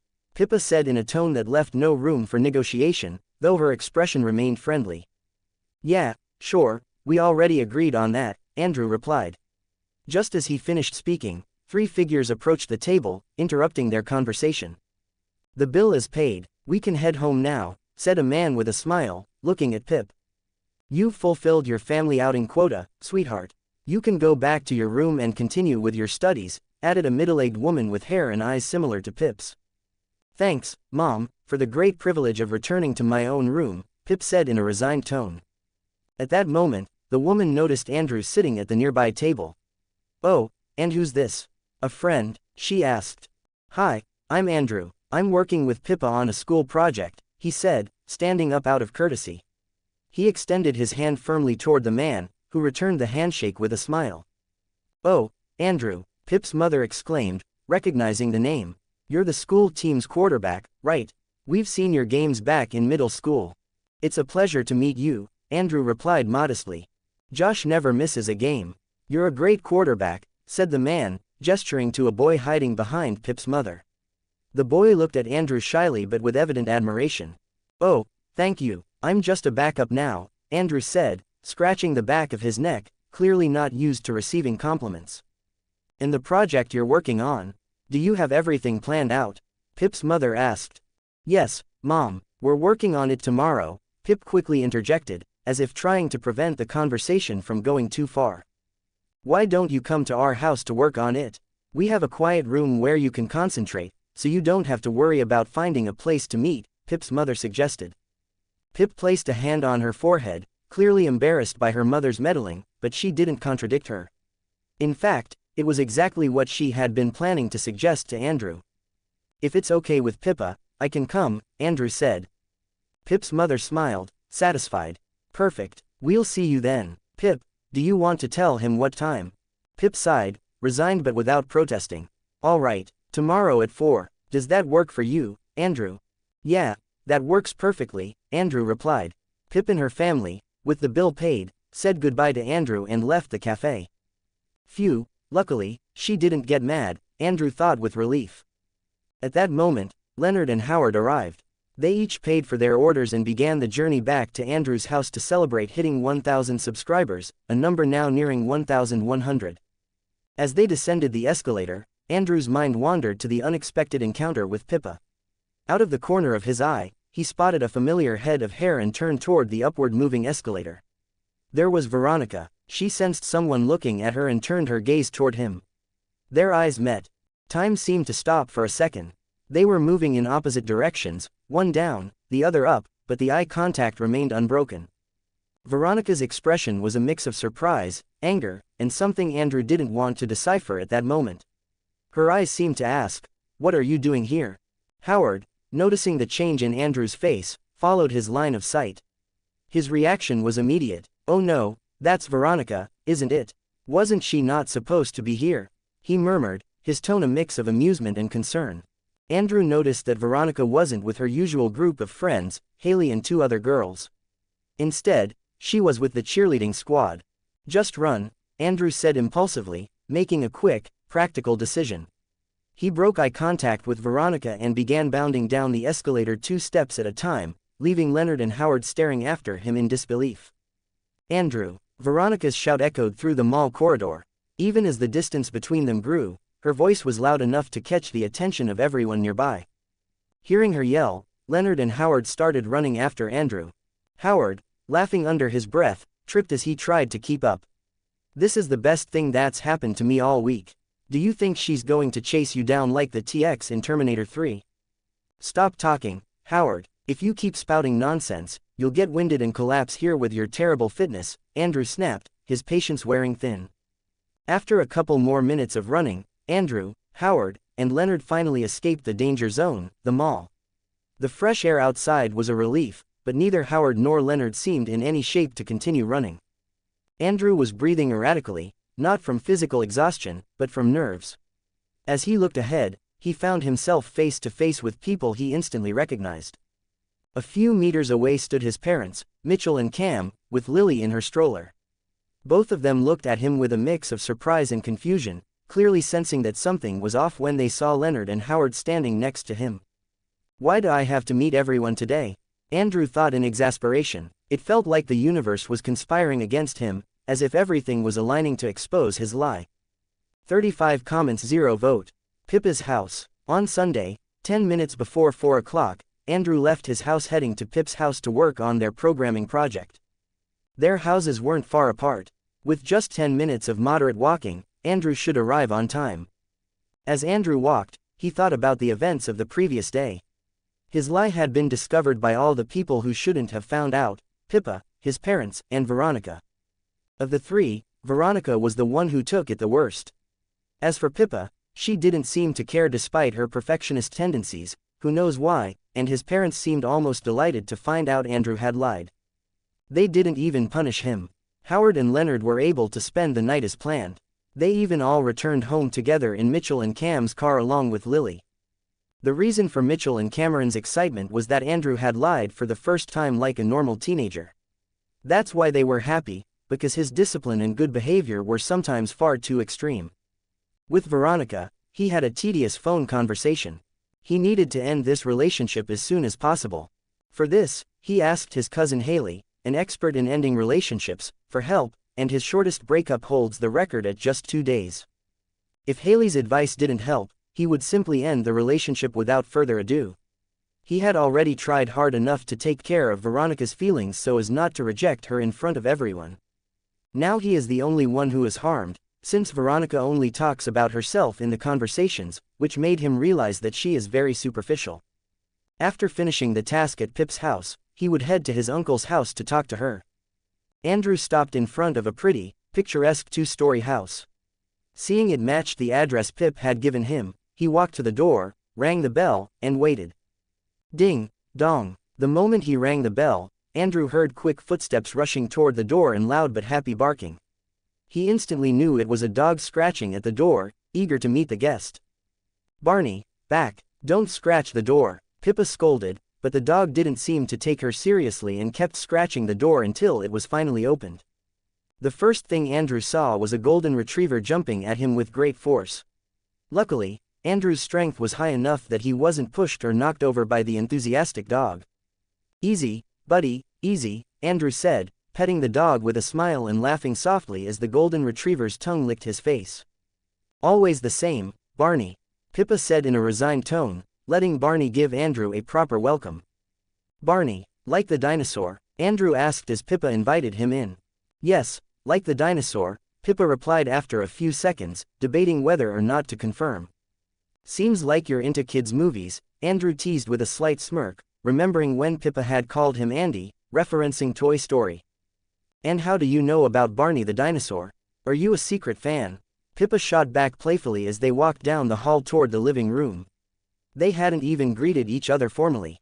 "I know him because of my little sister. She's obsessed with that show," Andrew replied. "Is your little sister real? Or is she just a convenient excuse to save you when you're in trouble?" Pippa asked with a slight smile.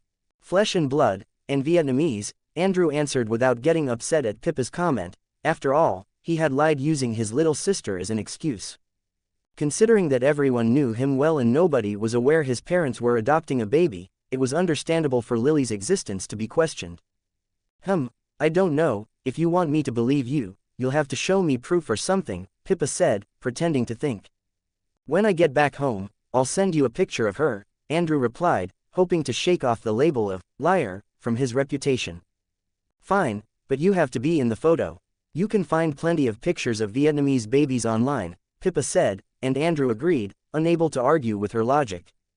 They arrived in the living room, and Pippa frowned slightly upon seeing her dad and little brother sitting on one of the couches. The living room was cozy, spacious, and filled with several sofas arranged around a coffee table, all facing a large television. On the coffee table were already Pippa's notes in her laptop, everything ready for them to get to work. "I thought I was pretty clear a few minutes ago," Pippa remarked, shooting a sharp glare at her father, who was smiling from the couch as if he weren't doing anything wrong. "Hi, Mr. Amobi." "Hi, Josh," Andrew greeted with his usual enthusiasm, not understanding why Pippa was frowning. Pippa had been very clear in telling her father and brother that she and Andrew would be using the living room to work, no interruptions, no distractions, and absolutely no spectators. But there they were, her father, with that mischievous smile that exposed him as the nosiest person alive, and Josh, her 10-year-old brother, practically bouncing on the couch, unable to contain his excitement.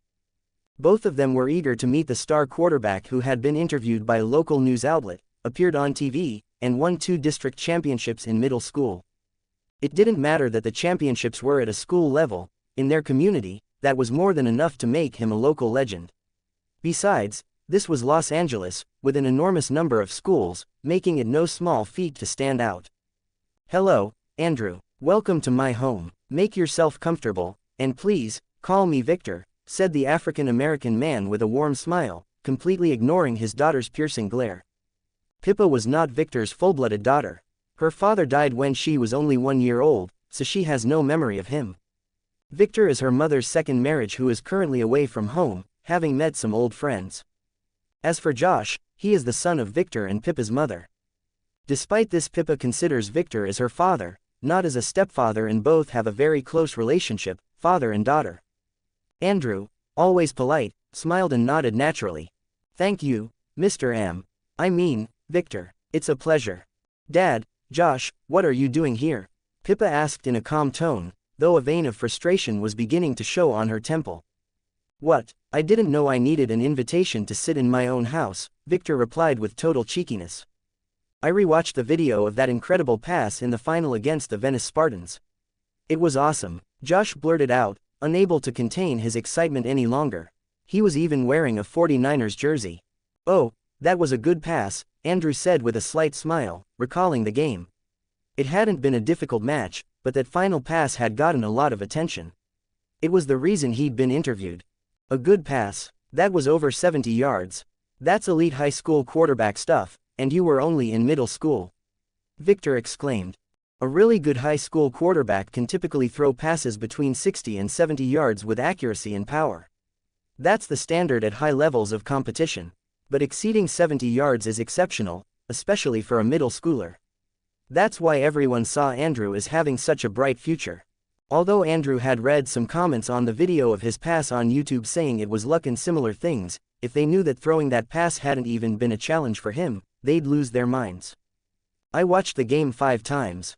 Josh said enthusiastically, but just as he was about to continue, he was interrupted. "Josh, enough," Pippa said. "I told you, Andrew and I need to work. Remember that word, work. That means we don't need fans getting in the way," she added. They couldn't waste time, they needed to have a preliminary idea ready for tomorrow. Her father raised his hands in surrender, though his smile remained. "Relax, Pip, we just came to say hello. It's not every day we have a future NFL star in the house," Victor said. "It's a bit early to say I'll play in the NFL," Andrew replied, recalling the heart attack from his past life. If he hadn't died, he'd be playing in the NFL now, so he figured it was best not to tempt fate. "But you will," Josh said with more confidence than Andrew himself, "and we're talking about his future." "You've said hello. Out," Pippa ordered. "Come on, Josh, let's give your sister and Andrew some space," Victor said, realizing he was pushing the limits. "But, Dad," Josh protested, reluctant to leave. "No buts. There'll be plenty of time to talk football in the future," Victor said, giving Pippa a subtle smile, one she noticed immediately. Perhaps her father noticed that she was more dressed up than usual. "If you need a break or some inspiration, Josh and I will be in the other room watching the '95 game between the 49ers and Packers. I'm sure you'd love to see that historic game," Victor added, glancing at Andrew, who was tempted to rewatch that incredible match. "Dad," Pippa growled, losing her patience and pointing toward the door. All right, we're leaving," Victor responded with a laugh, guiding Josh out of the living room. Finally, Pippa let out a sigh of relief and collapsed onto the couch across from Andrew. "Sorry, those two are huge football fans," Pippa said. "Don't worry about it, your brother seems like a good kid. If he knows that much, he's probably good at football," Andrew said with a soft laugh as he placed his backpack on the floor and pulled out his notebook. 28 comments 0 vote. A video game, alright, let's get started. Do you have any idea what kind of functional program we should create?" asked Pippa, opening her perfectly organized notebook, with every page carefully numbered and a column dedicated exclusively to jotting down ideas.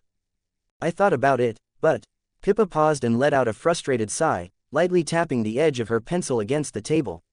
"Creativity isn't my strong suit. I prefer math and logic. So, to be honest, I'm completely lost when it comes to coming up with an original idea." For me, the important thing is that it works and meets the assignment's requirements. I see. Actually, I already have something in mind, Andrew said confidently. Oh, what are you thinking? Pippa asked, leaning forward. A video game, Andrew replied with a smile. A video game, Pippa repeated, raising an eyebrow as she set her pencil down on the table. I've seen the video games my little brother plays. They have incredible graphics and tons of things happening at once. We can't create something like that, she added. I understand why you'd think that, but I'm not talking about something as elaborate as those AAA games. What I have in mind is much simpler, something we can realistically achieve with the tools we have, Andrew said, laughing lightly. Replicating a AAA game would require a team of experts and a lot of money. So, what kind of video game? Pippa asked, tilting her head slightly, skeptical but interested. A simple game, like the ones you play on your phone, Andrew replied. I don't play anything on my phone, Pippa responded, earning a strange look from Andrew, who quickly pulled out his phone. Look, this is Block Breaker Deluxe 2. It's a game where you move a paddle to bounce a ball and destroy blocks. It's not complicated, but it's really addictive. The mechanics are simple, yet it can get challenging as the levels become harder, Andrew explained, leaning over so Pippa could see the screen. Pippa watched the game attentively as Andrew navigated the main menu tabs and started playing. He breezed through the early levels with ease. It doesn't seem that hard, Pippa commented at first, her arms crossed. Try it, Andrew said, handing her the phone. Pippa accepted. After a few minutes, she started to understand the challenge. The speed increased, the ball bounced at unpredictable angles, and bonuses appeared in hard-to-reach places. How am I supposed to catch that star without letting the ball fall? She exclaimed, frustrated but already hooked on the game. Andrew laughed. It's just a matter of practice and improving your reflexes. Without realizing it, nearly 20 minutes passed as they took turns, laughing every time the ball fell and marveling at the increasing difficulty of the levels. Island complete, Pippa exclaimed, raising her hands in a small gesture of triumph. Well done, you're improving really quickly, Andrew praised with a smile, glancing at her out of the corner of his eye. Both were sitting on the floor, legs crossed, backs leaning against the base of the sofa, their shoulders slightly touching. The coffee table in front of them held their notebooks, still blank. Well, it wasn't that hard, Pippa replied, though she couldn't help but smile as she looked at the score on the screen. It wasn't easy. You saved that ball at the last second, although, to be honest, I could have done it better, Andrew said with a playful smirk, crossing his arms and boasting a little. Pippa raised an eyebrow, turning her head toward him with a mix of disbelief and challenge. Oh, really? Andrew nodded, maintaining his confident expression and looking right back at her. Of course, I've got a natural talent for these things, probably on par with my athletic talent. Please, Pippa replied with a light laugh. You've played way more than me, so obviously you're better. But if I practiced more, I'm sure I'd beat you. Is that a challenge? Andrew asked, raising an eyebrow and giving her a slight grin. They stared at each other for a moment. Pippa suddenly realized how close their faces were, blinked, and shook her head as a faint blush colored her cheeks. She quickly straightened up and grabbed her notebook and pencil.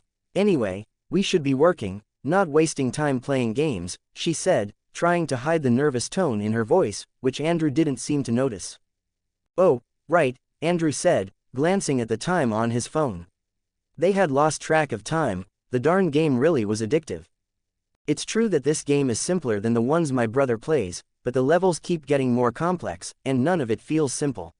It also has music for each level, and neither of us is a composer, Pippa said, switching back to work mode.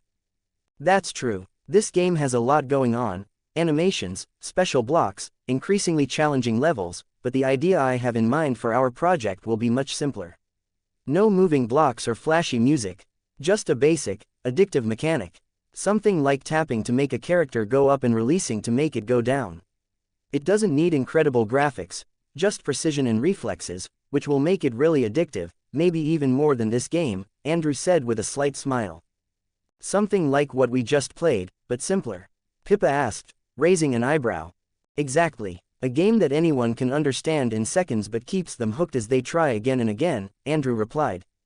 Explain more, Pippa said, jotting in her notebook. Easy to understand game in seconds.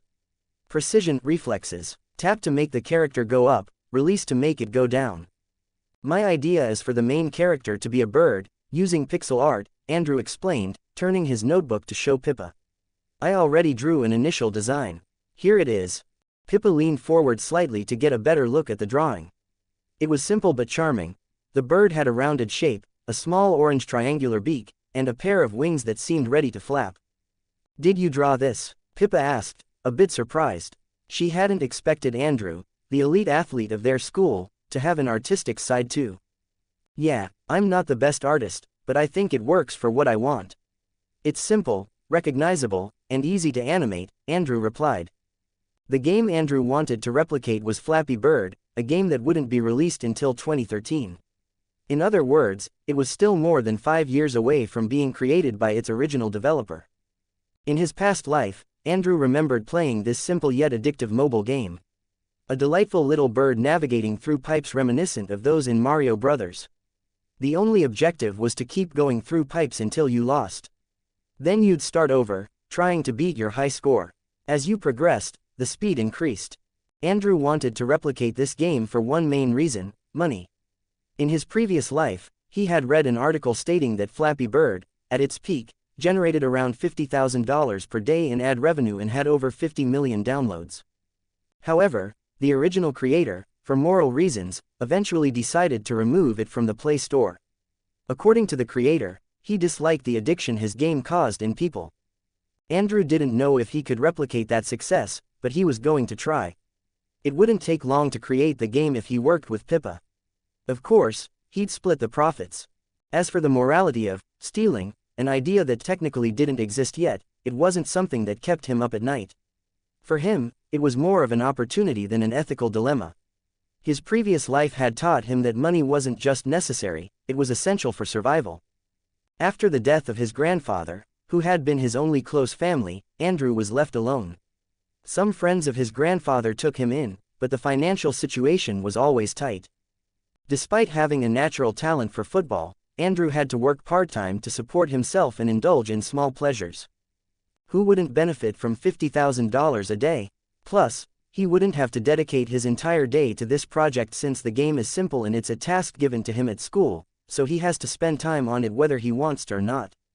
He could try to create the game on his own, but his strength wasn't in programming, and he was just starting out in this world, so it was crucial to have someone as competent as Pippa by his side. 27 comments, 0 vote.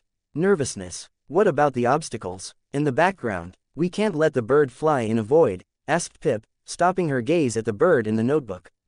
I was thinking of green pipes or something similar. They should appear randomly with spaces between them for the bird to fly through. That's the player's goal. As for the background, I was thinking of a blue sky with some pixelated clouds, Andrew replied, flipping to the next page of his notebook, where he had sketched the pipes in the sky. Very simple drawings. I see. So, the player taps the screen to make the bird go up, and if they stop tapping, the bird goes down. The trick is to dodge the pipes, said Pippa, nodding as she quickly grasped the game's logic. Exactly. If the bird hits one of the pipes or the ground, you lose. There will always be a gap between the pipes for the bird to pass through, but that gap will keep changing position. For example, one pipe might have the gap very high, and the next one might be much lower. This way, the player will have to constantly adjust the height, Andrew explained. And as you progress, does it get harder? Asked Pippa, and Andrew nodded. The speed will gradually increase. The idea is that, even though it's a simple game, it has that addictive, I want to beat my record, factor. For that, we just need a counter to track how long you survive. The longer you dodge the pipes, the higher your score goes, Andrew added. A counter that's solely based on survival time. That sounds simple to implement, said Pippa, as if it were no challenge at all. It was a relief to have someone so competent on their team. So, there won't be levels as such, the game is infinite until you lose. We just need to make it endless once you hit play, said Pippa, resting a hand on her chin. Yes, and program the pipes to appear with gaps in different positions and randomly. That would make each game unique and not feel repetitive, said Andrew, looking at Pippa expectantly. We need to make sure the pipes aren't impossible to dodge. We can set certain ranges so that the gaps are always within a reasonable limit, Pippa said thoughtfully. Do you know how to do that?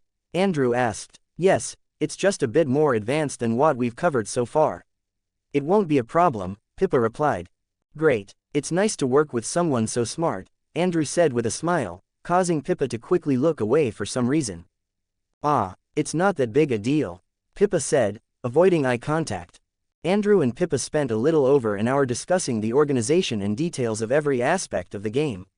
They defined the gameplay, the design of the pipes, the birds' behavior, and how they would divide the tasks.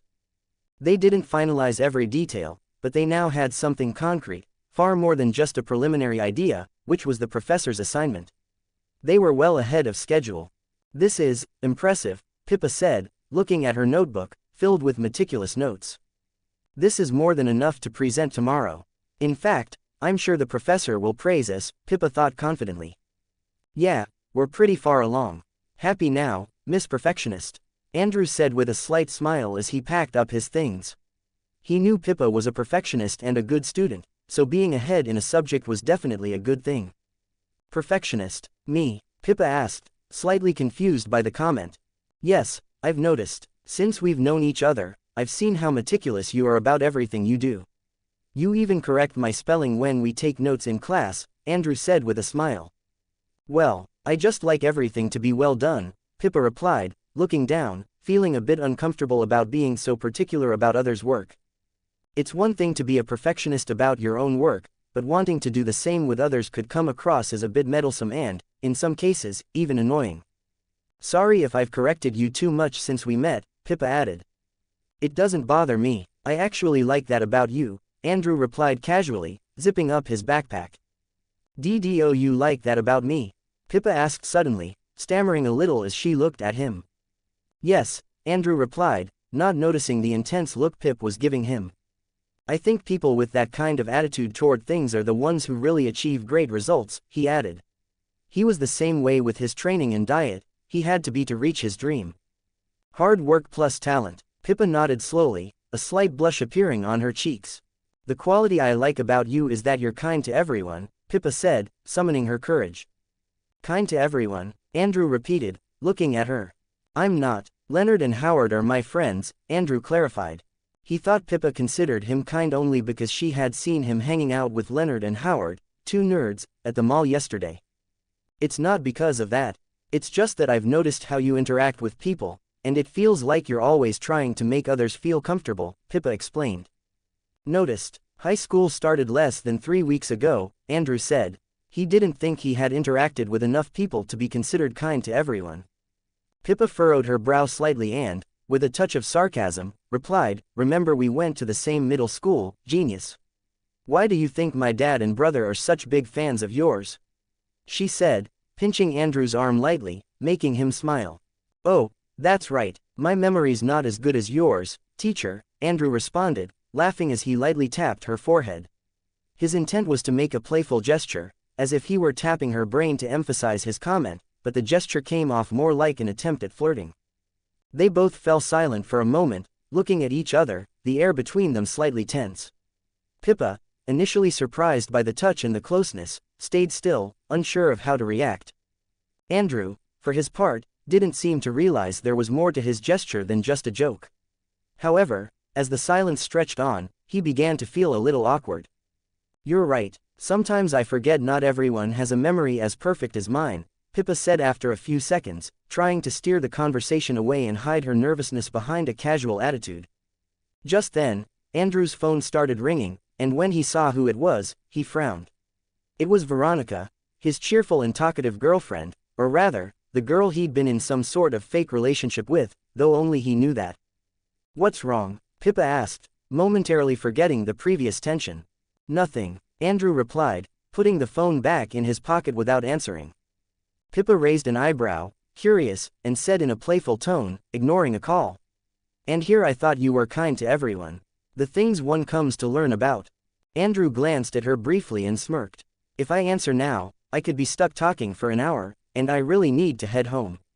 I'll call her back when I get there, don't worry.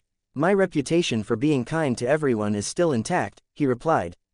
Well, if you put it that way, I have no choice but to believe you, Mr. Kindness, Pippa said, laughing a little. Glad to hear that, Miss Perfectionist, Andrew said with a smile. Andrew said goodbye to Victor and Josh, and Pippa walked him to the door, Don't forget to send me photographic proof that your little sister exists, she reminded him. I will. See you tomorrow at school. Goodbye, Barney, Andrew said, waving to Pippa and Barney, who was jumping and licking him enthusiastically as a farewell. He's gone, Pippa thought as she closed the door, letting out a deep sigh. The last moments had been strange, but she couldn't stop replaying them in her mind, their faces so close, Andrew's finger lightly touching her forehead. Is he gone already? Victor asked, peeking through the doorframe leading to the living room. You should invite him over for dinner sometime. We didn't even get to talk about football, Josh complained, also poking his head through the doorframe. Wait, you guys were watching. Stop being so nosy, Pippa exclaimed, indignant. Look who's talking. Josh shot back as Victor burst out laughing. It was rare for the queen of nosiness to tell someone else to mind their own business. You can read 15 chapters in advance on my Patreon. Link. Web links at trian.com/nave07. To be continued.